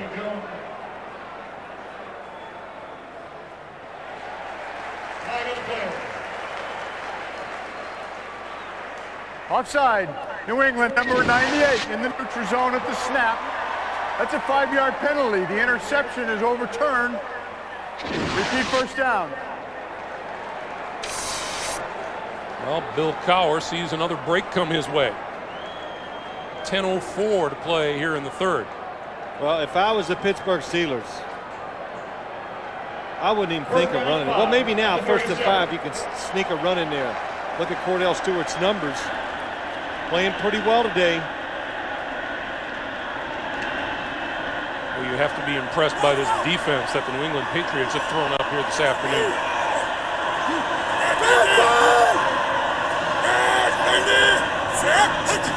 1st and 5. Stewart's going to throw it. Going to go down the far sideline, and it's incomplete, and a penalty marker is thrown.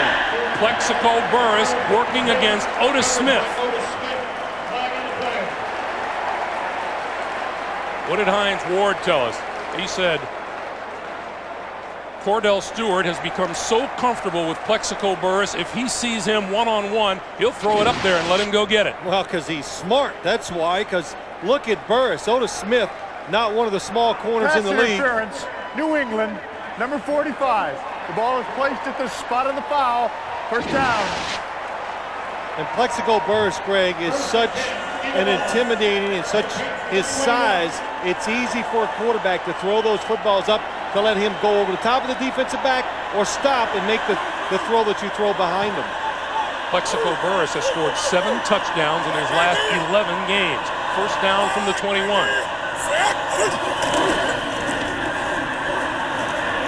Stewart to the corner of the end zone and overthrows everybody. And that was Otis Smith over there, who appears to be following Plexico Burress all over the field. He is. He's matching up against him, and they're putting Ty Law on Hines Ward. But again, Otis Smith, knowing the defense, knew he had help inside, and Burress is making moves, but he's not going for him because he knows he doesn't have to. 2nd and 10.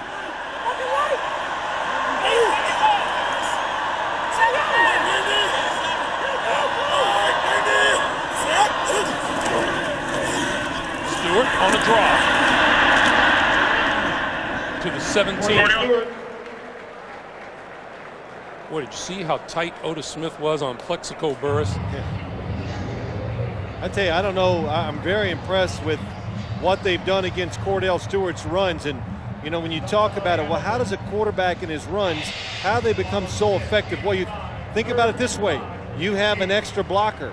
Usually the defense can outnumber you. But when the quarterback runs, you get your extra blocker to help him, and it makes it easier for the offense to get those holes, get them blocked, and that's why he's been very good at that. A big 3rd and 5 for Stewart. Throw. Incomplete and almost intercepted by Willie McGinnis.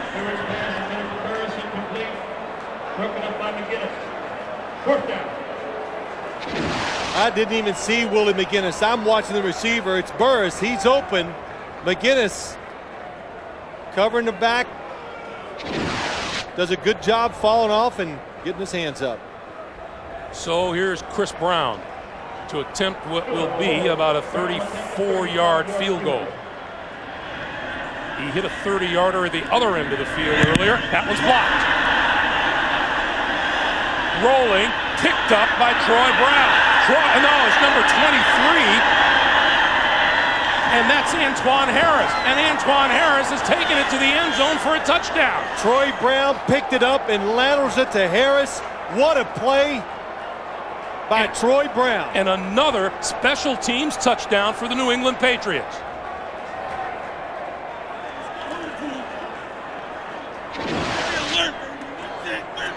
Here's the kick. We think Brandon Mitchell, 96, comes through, knocks it down, and Troy Brown, nothing to lose, goes for the pickup. Nice pickup, and then gets rid of it.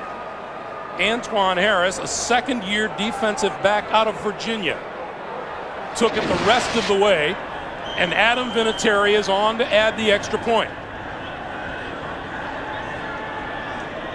Troy Brown took it about 11 yards. Harris the rest of the way about 49. The kick is up and the kick is good. 8:51 to play in the 3rd quarter. The Patriots extend their lead to 21-3.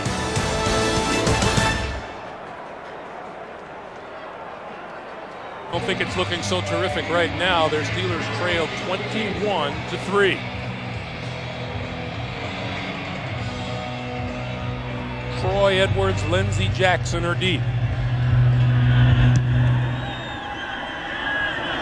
This will be Edwards from the 6. Special teams. Pulled down across the 20-yard line. Tom Brady on one leg can celebrate with the best of them. We'll be right back.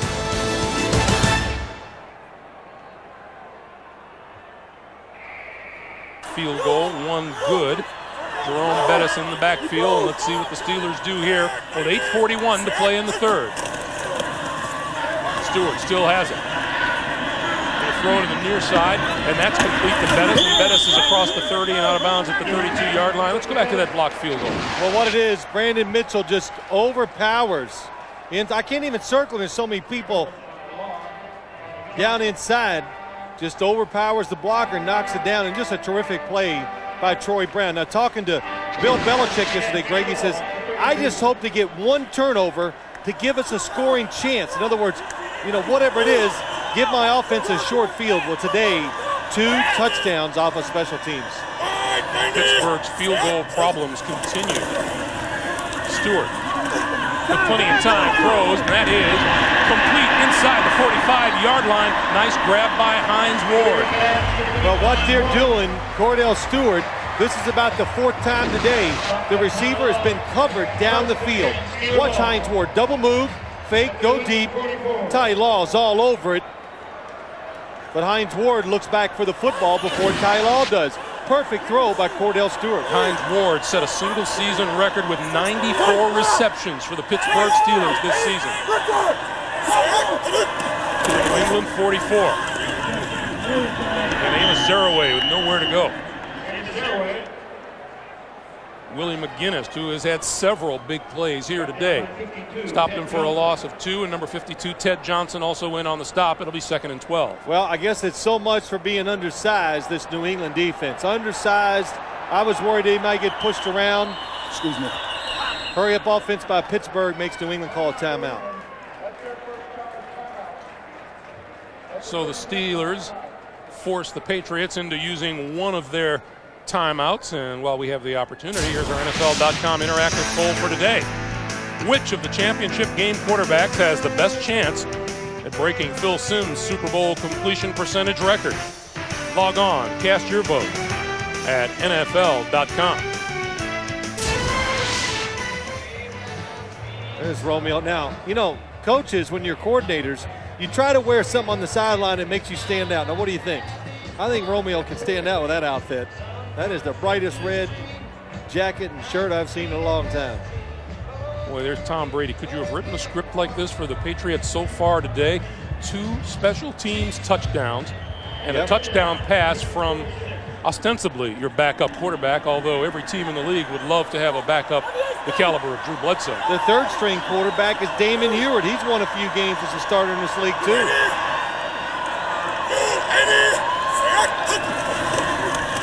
On 2nd and 12, Stewart eludes the rush, pulls it down, and now is on the run. Tripped up and goes down at about the 43. That's a pickup of 3, and it'll be looking at a 3rd and 9. That's what happens. You know, the better the competition gets, usually it makes it much harder for quarterbacks to run, and that's what we've seen here today. New England in good position. Of course, they're very knowledgeable of the fact that Cordell Stewart will run with running plays, and he'll scramble out of the pocket when receivers are not open.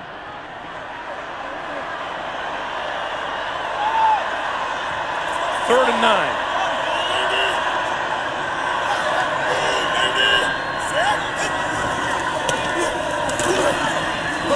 Stewart with a little pop over the middle to Zaraway. Zaraway inside the 30, inside the 25, and out of bounds. First down, Pittsburgh. What a nice job. Cordell Stewart hanging on to the football. But Amos Zaraway acted like he was going to block, and at the last second, he snuck out of the backfield, and Teddy Bruschi has no chance to get over and cover him. He's up to the top of your screen. He snuck out, and Teddy Bruschi does not see him come through the line of scrimmage. Nobody covered him, and that's why he was wide open for the first down. Amos Zaraway, the Steelers' leading receiver on the day with 4 catches for 50 yards. From the 24. Comes the blitz. Stewart throws far side, and that one is complete to Ward. And Ward run out of bounds by Ty Law, and a little extra over there. Gets him a penalty flag.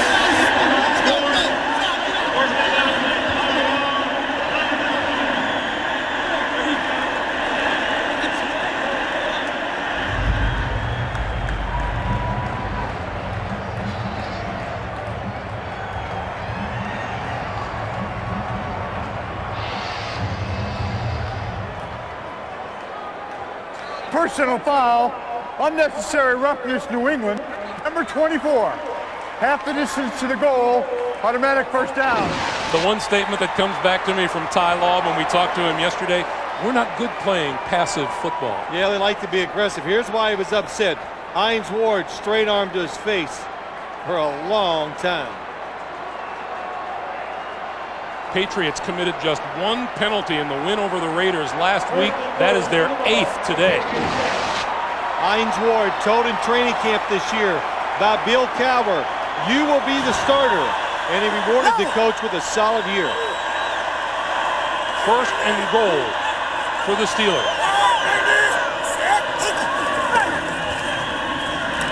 Stewart throws at the goal line, batted down by Tebucky Jones, intended for the tight end, Jeremy Tooman. Well, I got to tell you, this is the play. You remember I was talking to Bill Belichick about a play that the Steelers always run? This penalty is against the Patriots.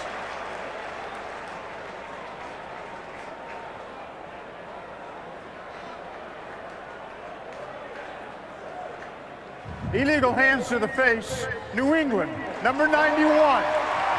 Half the distance to the goal and on an automatic first down. That's Bobby Hamilton guilty of the foul, and it's a first and goal again for Pittsburgh.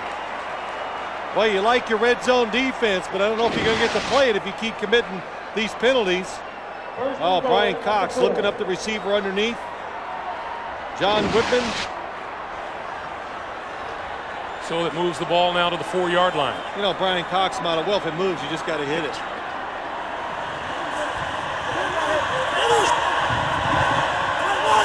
Zaraway and Whitman in the backfield.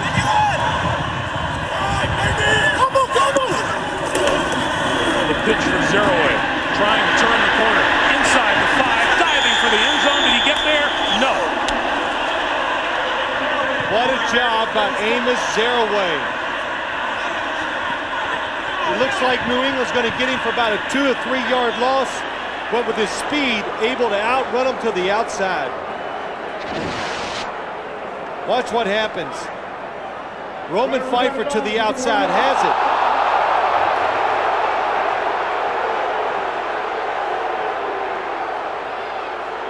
Well, you know what?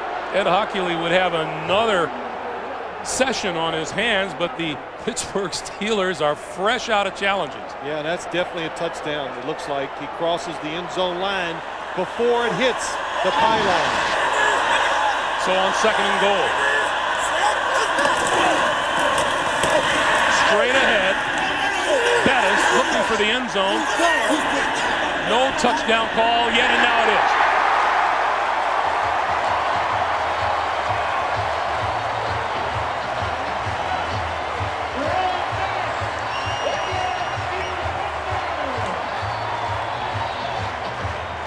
Pittsburgh Steelers took advantage of the penalties.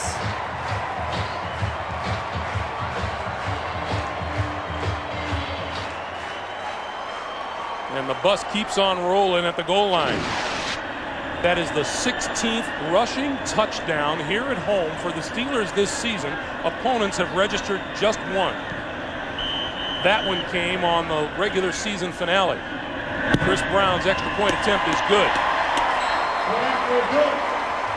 And a little pushing and shoving down on the field by the goal line. 5:11 to play in the third quarter.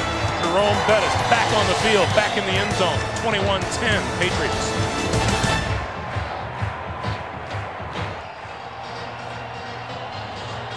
Jerome Bettis' touchdown has reignited the Steeler fans with 5:11 to play in the third as Pittsburgh pulls to within 21-10. Number 21, J.R. Redmond. Number 35, Patrick Pass are deep for the kick. A yard deep in the end zone is Pass. 20, 25, 30 to the 33-yard line. Lindsey Jackson made the stop, and a reminder, tonight on 60 Minutes, was the FBI's legendary J. Edgar Hoover part of a conspiracy to put an innocent man in prison and let a guilty man go free? That's tonight on 60 Minutes. Well, I know what the Steeler defense is going to do. It's going to be aggressive and it's angry because they're down in what happened in the first half. My question is, can the New England offense, what do you take now? What type of approach? Do you try to run it or do you stay aggressive? On the ground right off the bat.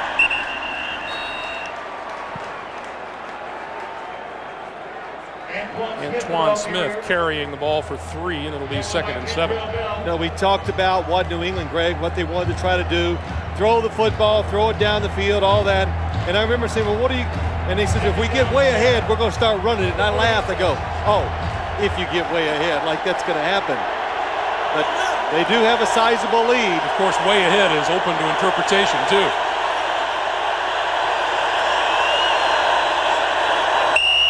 Movement before the snap.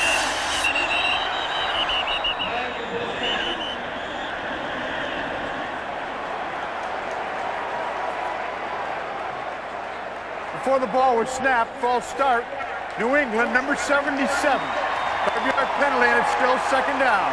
The right guard, Mike Compton, moved early.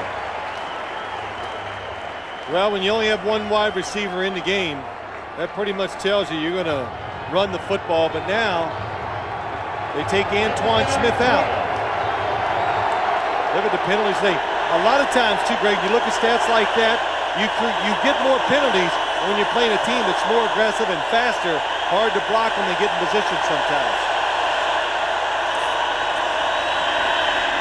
Bledsoe over the middle. Redmond separated from the football.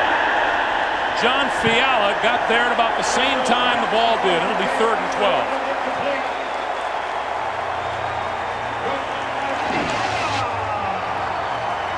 Fiala in place of Earl Holmes. In good position. Boy, nice hit. Now, what the Patriots have to watch here, and you can feel it, the Steelers getting up a little bit ahead of steam in the momentum department.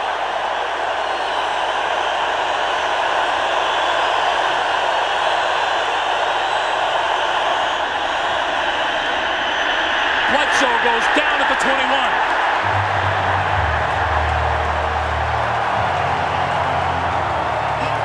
Little crossover action on the front defensive line by the Pittsburgh Steelers, and they got to the quarterback. Well, the initial pass protection is very good. They're blocking them. There's another movement up front. Bledsoe has the time, but the receivers can't get open quick enough.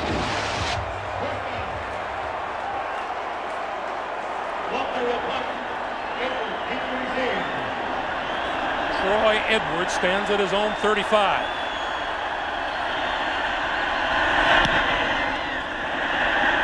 Low, bouncing, taken at the 40. Coming this way, gets a big block. Midfield, going back the other way, to the 45, the 40. Pushed out of bounds by Walter at the 32-yard line. A 38-yard punt, a 29-yard return.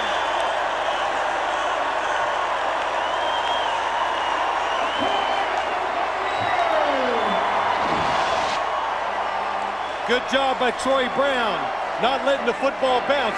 Myron Bell, terrific block. Another good block as he goes across the field. And Troy Edwards gives the Steelers a short field to work with. Boy, what did we say just a moment ago about a shift in momentum? First and 10, Steeler ball at the Patriots 32.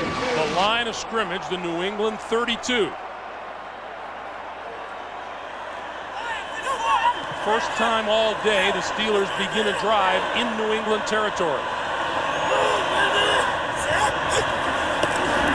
Stewart to throw.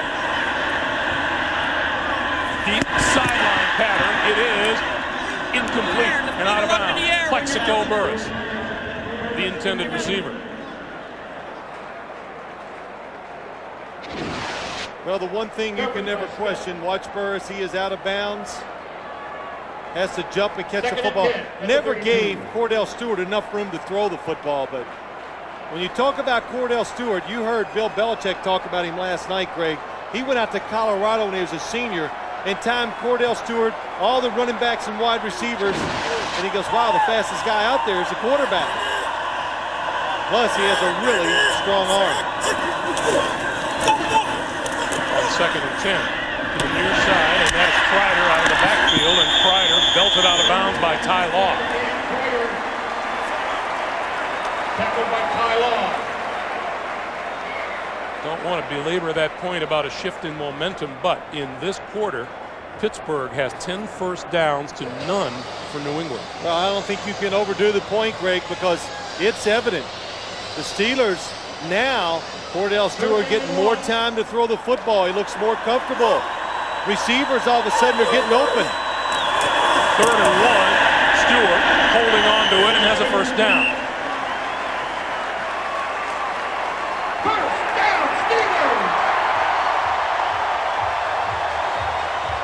And you know, sometimes in situations like this, it does become easier for you. You're behind. You're the aggressor. You're the one taking the chances.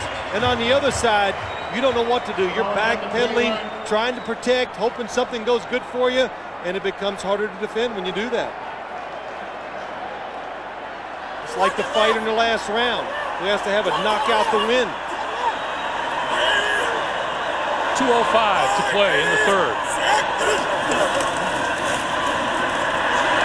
Stewart throws wide open. Inside the 15-yard line is Burris. Burris still on his feet and now out of bounds. And penalty markers are down.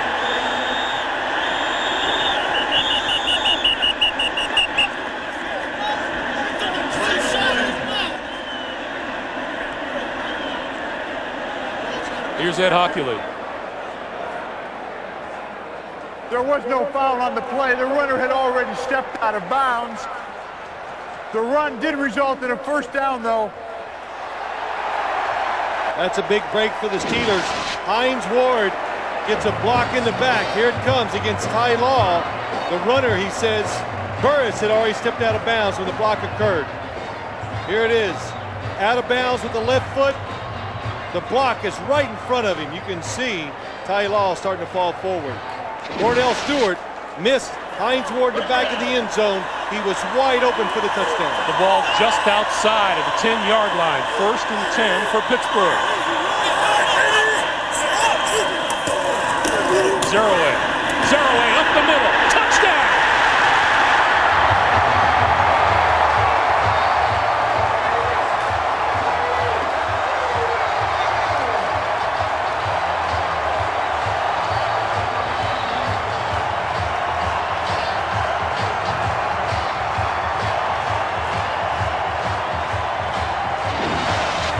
Well, you got the Patriots defense guessing. Teddy Bruschi just gets devoured by Marvell Smith on the inside, and Amos Zerouay has that little extra speed to make it work. Chris Brown's extra point attempt is good. The Pittsburgh Steelers rejoice. 1:29 to play in the third. The Patriots lead is down to 4.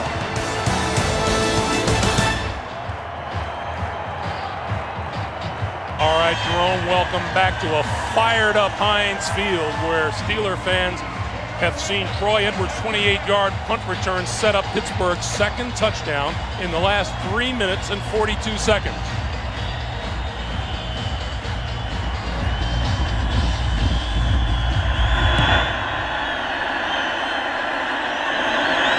Patrick pass from the 2.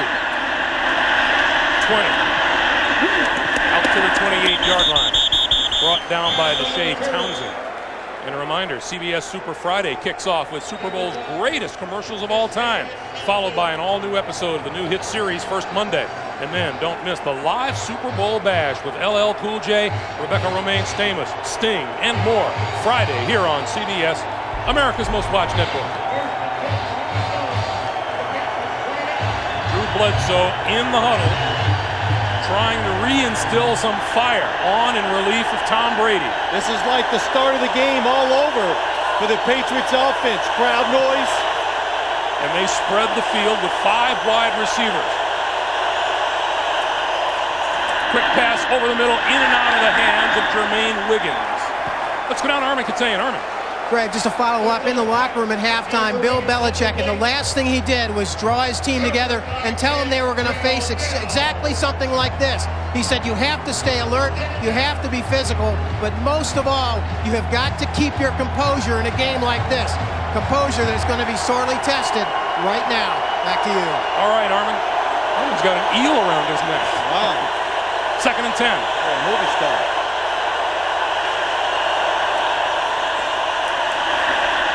Bledsoe throws, and on the in cut, that's complete to Charles Johnson, number 81. Wow, what a throw. Brent Alexander on a big hit.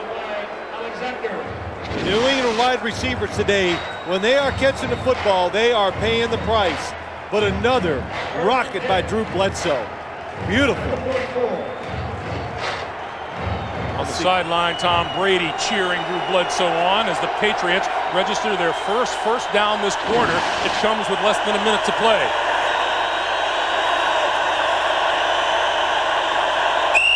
And there's movement on the front line again. Well, you're just making them sit there too long. Before the ball was snapped, false start. New England, number 64. 5-yard penalty, it's still first down. Well, you have to say this. They're spacing him out. That time it was Greg Robinson Randall, the guilty party. Well, you know, listen, when you look at this, Tim Lewis, the defensive coordinator for the Pittsburgh Steelers, he creates this havoc because how about we talked to him yesterday? I said, hey, Coach, when's the best time to blitz? And he started laughing and he goes, right after the blitz, you just run. So blitz him one down, come back, pressure the offense constantly. That's what he believes in, and that's what they do. Patriots have been guilty of 5 false starts today.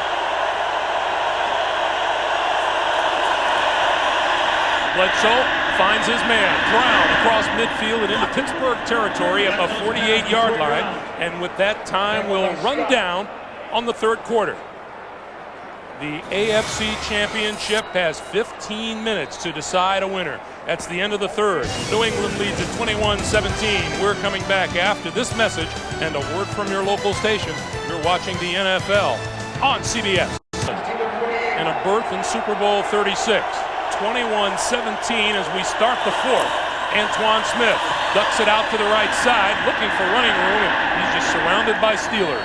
John Fiala and Joey Porter led the charge.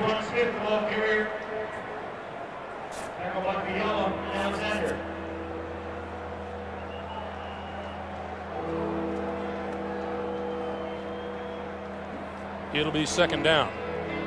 Well, no, they're going to measure him to see if it is a first down. Official timeout. Measurement for the down. And from the spot of the ball, it looks... Don't guess. I know. Don't even do it. It was easier in the snow last week.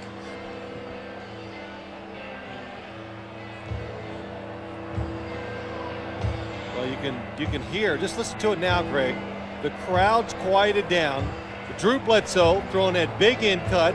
Then another nice throw by him, standing in there with pressure all around him, and they pick up a couple first downs. And hey, it just takes the pressure. Again, I've said this off the play calling. It takes it off your offense. They've changed field position, and always on offense, when you get a first down or two, it puts you in rhythm. It just makes it a lot easier to execute the plays. Bledsoe with a touchdown pass in relief of Tom Brady here today.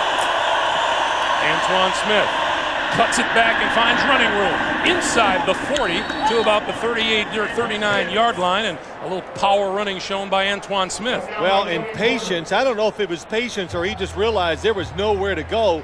And finally, the Steelers, they just overrun the ball and he cuts it back for a nice gain. Antoine Smith, what I say last week, he told us, I got no wiggle in my game. I take it straight ahead, but that time showed a lot of patience to get the football up inside for good yardage. Straight ahead for a yard, not much more than that. Jason Gilden, who has had a monster game on defense, makes the stop after the gain of a yard, and it's 3rd and 3. You know, Jason Gilden, linebacker like the Steelers, they've had so many good ones in the past, but just recognizes the play and gets down inside before anybody can even get a hand on him to block him. The towels start to wave again. 3rd and 3.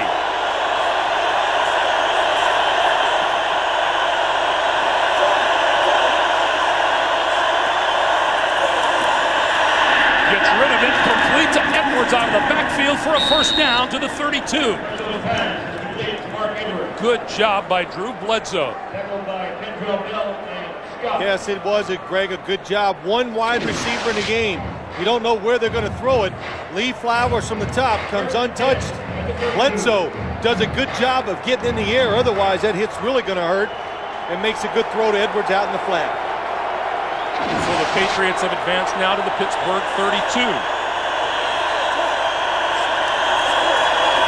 And straight ahead is Redmond, and Redmond inside the 30 to the 28-yard line. Clock continues to move, 12.5 to play in the fourth. I think as you watch this game today, and yeah, there are 21 points on the board by the Patriots, but 14 from special teams.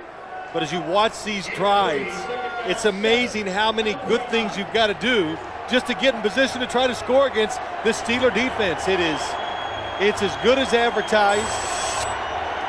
There's really no weakness that you can just say we're going to pick on, and mainly because you don't get the time to throw the football. Redmond cuts it back inside, diving for the 25-yard line, and is just short. Well, you were bringing up a point to me as we see that run. Scores 21-17. You asked me, why don't they go for 2 points and make it a 3-point game? I said, it's too early. Because if you go for 2 and you miss 21-16, are you going to hold the Patriots scoreless for the rest of the game? Now, if they do kick a field goal, a touchdown by you can tie it. I declined math as a second major. A big 3rd and 4. Bledsoe. This side, and it is to Fred Coleman, number 84, and the officials are still talking about it down here. Skipped off the ground, skipped off the ground. And not enough for him to overturn it. Yeah. And he's explaining it to Bill Belichick. So now Adam Vinatieri, who hit 2 huge field goals in the snow a week ago, will attempt a field goal from 44 yards out.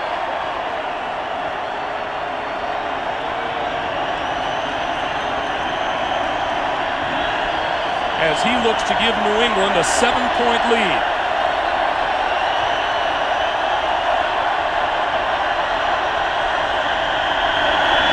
Got it away long enough, straight enough, and it's good. Adam Vinatieri, another clutch field goal. 24-17, New England. Of the AFC Championship game, it's New England by a touchdown. Greg Gumbel, Phil Simms, Armin Katayan, Bonnie Bernstein, and our ace CBS Sports crew. 11-12 to play in regulation. From the 7-yard line, it's Troy Edwards.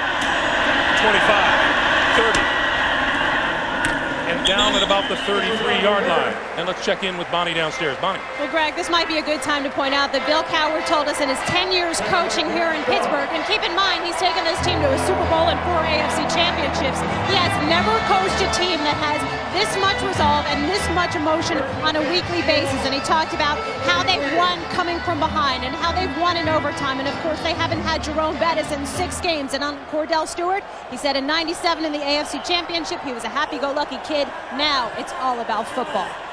Thank you, Bonnie.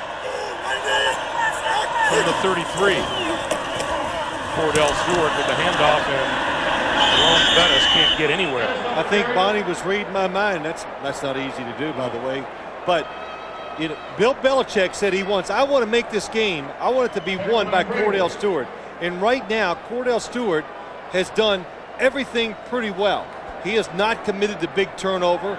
He's seeing the receivers when they get open most of the time, making good, safe throws, and it's just another statement of how he's improved and become a better quarterback, especially this year. Stewart to throw on 2nd and 10. Burris, and Burris just short of the 50-yard line, makes the catch for a first down. Well, he got it. You know, as I say that, Cordell got a little lazy on the throw. Really didn't fire his legs into it, so the football ends up being short, even though Plexico Burris makes the catch. Again, Otis Smith overplaying down the field, and the receivers are stopping, coming back, and making the catches.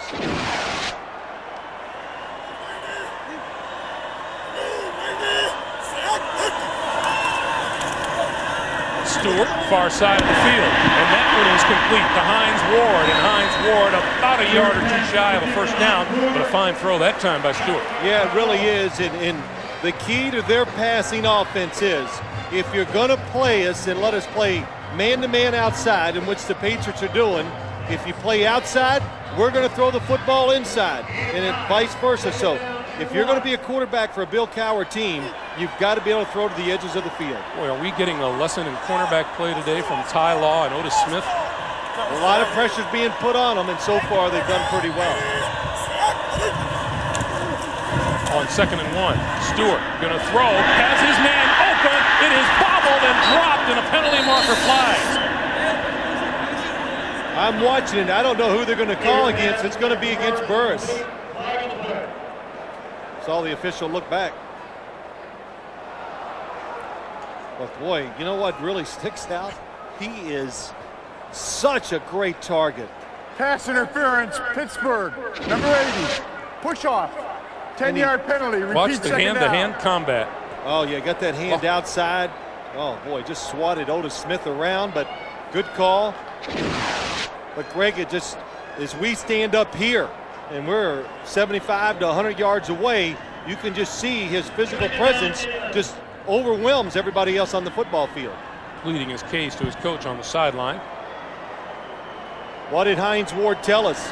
Plexico Burris has always been able to get by just with wonderful talent. This year he really started working at it, and that's why he's had a good year. Stewart this time on the run, throws this side, and that's complete to Ward. Yeah, Ward was saying he was one of the guys who took Plexico under his wing, taught him how to watch game film, encouraged him to do more work on his own. And run routes the proper way. Very common for college athletes to come into the pros and not have good work habits. So they think they're good until you get in the pros, and you realize you're not a worker. Or, you know, doing certain things on the practice field right, because they've always been so much better than everybody else they've gone against. Here's a big 3rd down for Stewart and the Steeler offense. No blitz this time. Here it comes, just as you say that. Stewart down the sideline. It is incomplete, intended for number 81, Troy Edwards. And Terrence Shaw was with him and may have caught a little bit of the ball with his shoulder. Well, blitzing, Greg, it's all about timing. Look from the outside. Here come the 2 blitzers, but look at the pickup. Zaraway with a good job, and Cordell Stewart recognizes it, makes another good throw. Edwards drops it.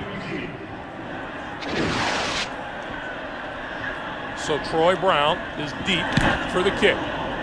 Sky high. Fair catch called for. And Brown makes the catch at the 18-yard line, and we have a marker down at about the line of scrimmage.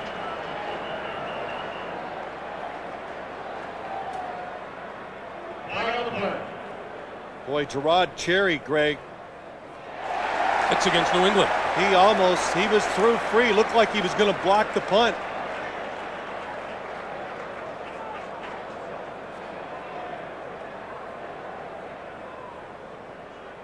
After the ball was punted, holding New England, number 52. It's a 10-yard penalty from the end of the kick. New England keeps the ball, 1st down. So Ted Johnson guilty of the penalty. It'll back the Patriots up. Pretty bad field position, but they've got the ball with a 1-touchdown lead and 8:20 to play. The catch and the fumble.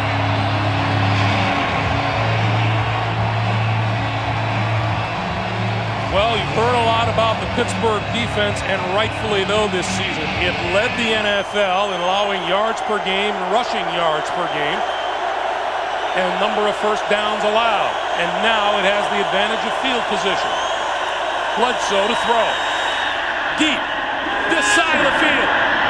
Tipped down, almost caught by David Patton. David Patton is so fast that you just can't even imagine it until you get in a foot race with him. But I couldn't see who put the pressure on Drew Bledsoe. If he has just a little more time, it's going to be a touchdown. Dwayne Wash, look at David Patton just pulling away. He gets his hand on the football.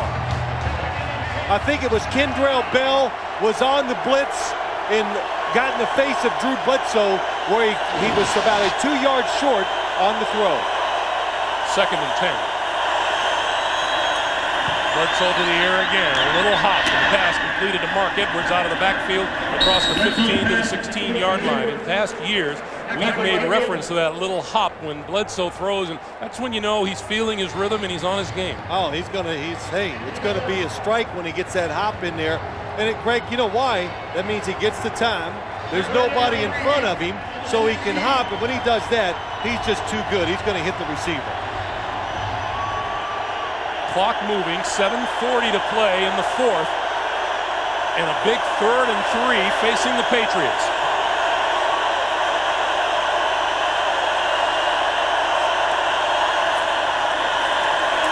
Bledsoe throws, and that's complete to Jermaine Wiggins.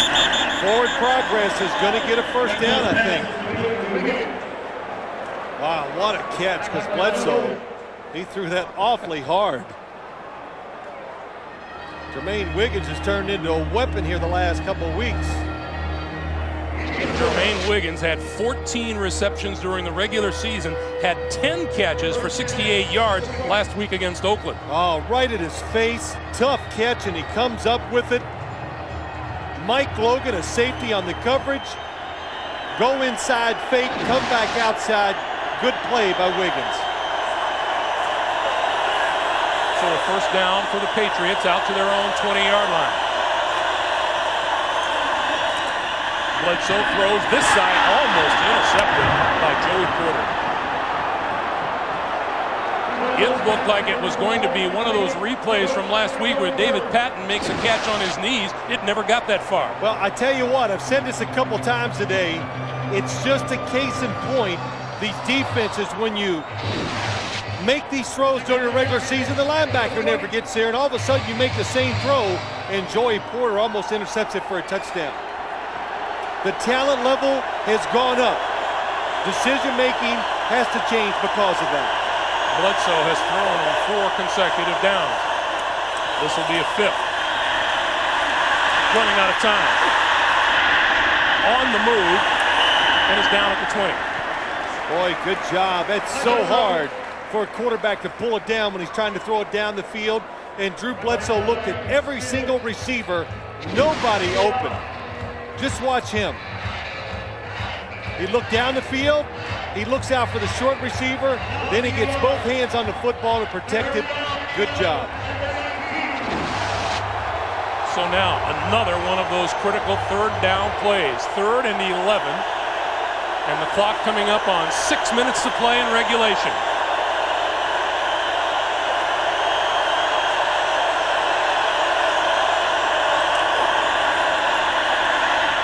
Bledsoe with time, lofts it out, and it's complete to Troy Brown and out of bounds for a first down.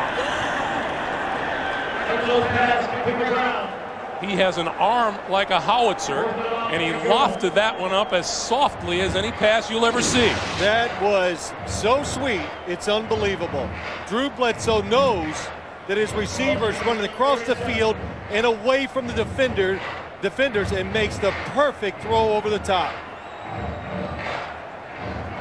Look at the linebackers. Mike Jones, he knows the receiver's behind him, but there's so much more field to the outside, and Bledsoe, a perfect throw. Troy Brown, 8 catches, 121 yards today, and don't forget a huge punt return. Antoine Smith to the 36. Well, what this has done, these 2 first downs, Greg, it's getting down to where you're limiting the Pittsburgh Steelers now, maybe 1 possession to try to tie the football game. Well, this says a lot about Drew Bledsoe, too. And we've talked about it already. But, you know, during the week, he wasn't sitting around crying about the fact that he wasn't the starting quarterback. He's paying attention to what the coach was saying, and he's come in and he's played well. To say he's played well is an understatement.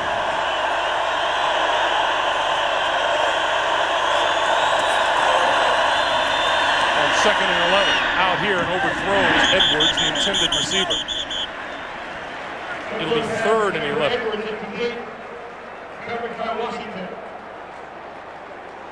And also, I talk about the time of possession, cutting it down for the Steelers maybe to 1 possession, but also they changed field position. They're backed up, 2 first downs. Now it just makes it that much more difficult for the Steelers to go down the field and score. New England has 1 timeout. Pittsburgh has all 3 of theirs.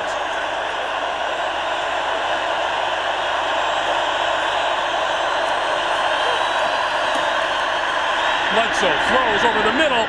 Incomplete. Intended for Patton. And slow to get up is number 72, Matt Light. Yeah, Charlie Weiss wants pass interference. You know, I'll just make this point. You talk about scrambling quarterbacks. One thing big, tall quarterbacks have that other guys don't sometimes. Drew Bledsoe able to see over and stand in there to the last second to almost complete the pass. Troy Edwards stands back at his own 23. Short. This one bounces and he picks it off at the 21. And is knocked out of bounds. Forward progress will be marked at about the 21 or 22-yard line. 42-yard kick, 3-yard return, and Cordell Stewart with 4:21 to play needs a touchdown for a tie. 21 on the clock. Stewart, quick slant, Burrows across the 30 to the 32-yard line, and that's pretty close to a first down. You know, one thing I noticed, why New England's been blitzing and why they did it coming in this game, because they're playing zone defense and not attacking the quarterback. They're not covering receivers, and Cordell is completing passes with ease. 11-yard pickup, first down. Stewart and the Steelers going without a huddle.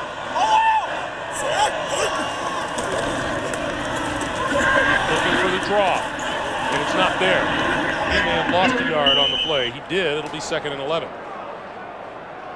Mike Vrabel, Roman Pfeiffer closing on the quarterback. Gosh, they have done nothing with those quarterback runs today. Just another good example. Romeo Crennel really teaching his guys, especially the defensive line, stay in good position. Quick drop, thrown to the outside, and that one is complete to Jeremy Truman, the tight end.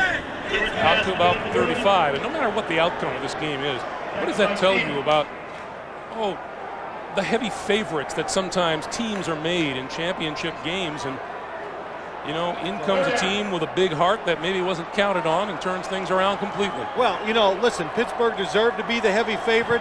They were the most consistent team by far from start to finish in the season. But New England, you know, the last half has been every bit the equal of the Steelers. 3rd and 8.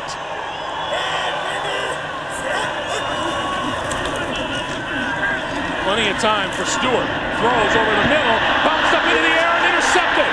To Bucky Jones, has the football inside the 40, inside the 35-yard line. Cordell Stewart trying to hang in there, throws the football about 1 yard too far in front of the receiver. Watch Cordell Stewart, nice view, you're the quarterback. He looks to the outside. It's Hines Ward, he leads him too much, and Bucky Jones makes a nice interception. 3rd turnover of the day by the Pittsburgh Steelers. Jones with 1 interception during the regular season, and Cordell, he knows it, wide open. By far, you know, by far his worst pass of the day, because it was, you know, way too far offline for a quarterback who had protection and a wide open receiver. Pittsburgh with 3 timeouts remaining.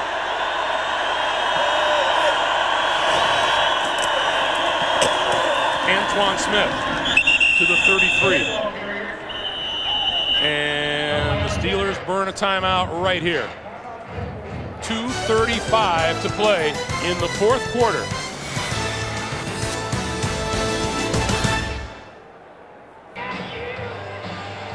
What a tale of 3 quarterbacks here at Heinz Field today. Cordell Stewart, Tom Brady, and Drew Bledsoe. Pittsburgh has 2 timeouts remaining. And now Bledsoe calls timeout.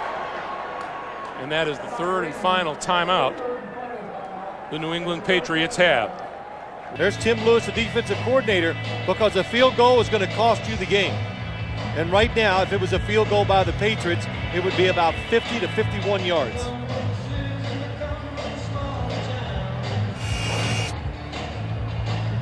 Cordell Stewart, 255 passing yards, a playoff career high, but he's also thrown 2 interceptions here today. On 2nd and 10.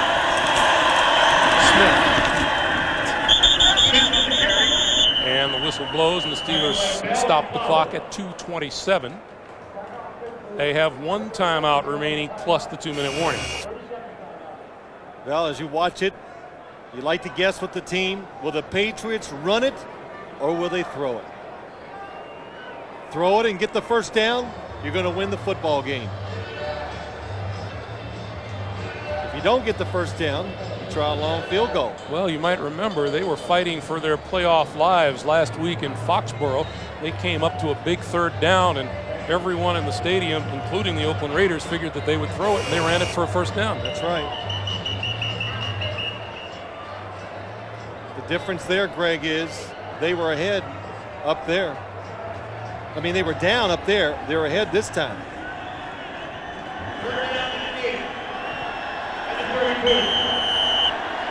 Third and 8. J.R. Redmond, a good receiver, is in the game in the backfield.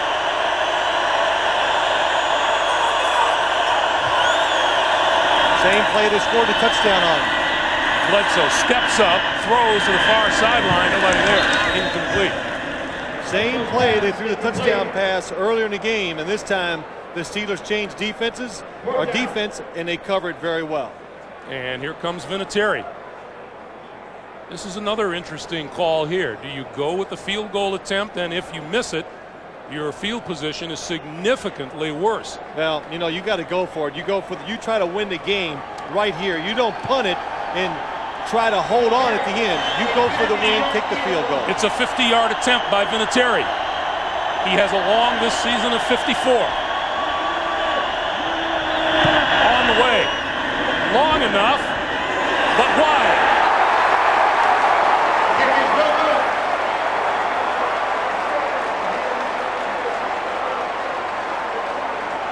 Boy, Adam Vinatieri hits it solid. You could hear the sound on your TV.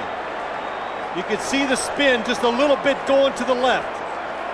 And it's just enough because it's so long, it makes the football go left to the upright. Bill Cowher knows his team still has more than just a fighting chance. 2:15 on the clock. One timeout remaining, 60 yards from the end zone. Wow. Wow is right. Just sit back. Your seatbelt's fastened. Who goes to the Super Bowl?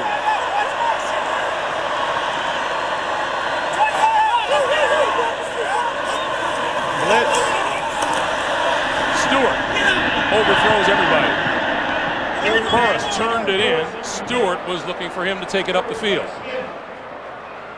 Boy, you see coaches so many times. I've watched NFL films, and you stand on the sideline. What do? Well, you do what you've done the whole game, and that time again, the Patriots with the blitz, and they make Cordell Stewart basically throw it away. 2nd and 10.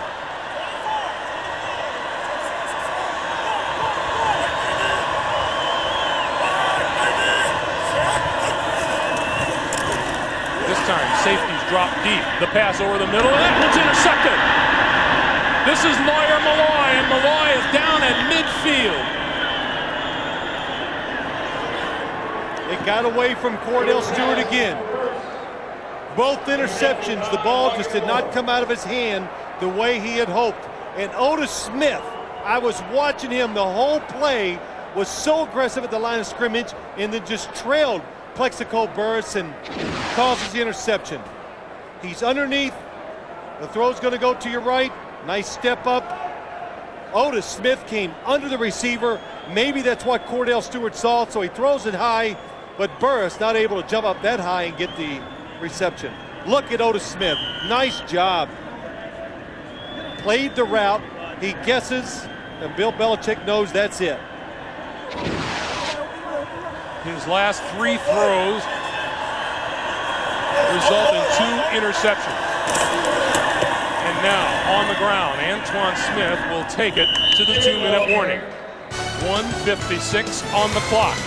The Patriots are that far from New Orleans on Friday, and we talk to the Steeler players, and you go, wow, how can they lose? And then you talk to the Patriots on Saturday, and you go, wow, how can they lose? Antoine Smith, right side, breaks through to the 40, to the 35, and bulls his way to the 32 for a first down. Well, that first down definitely wins the game for the New England Patriots. Bill Cowher wants to use his last timeout. But with the first down, they can kneel on the football and basically run out the clock. But you're right, Greg. We saw all the positives of the Steelers. Then we talk to the Patriots and they go, wait, just like the blitz. Bill Belichick says, you know, we plan on blocking them. I don't know what you guys are thinking. We can figure it out. We'll get people in position to block their blitzers. Not that they were great on offense, but they were timely when they had to be. And on defense, that's where the credit goes. They stopped. They won it again in 1996.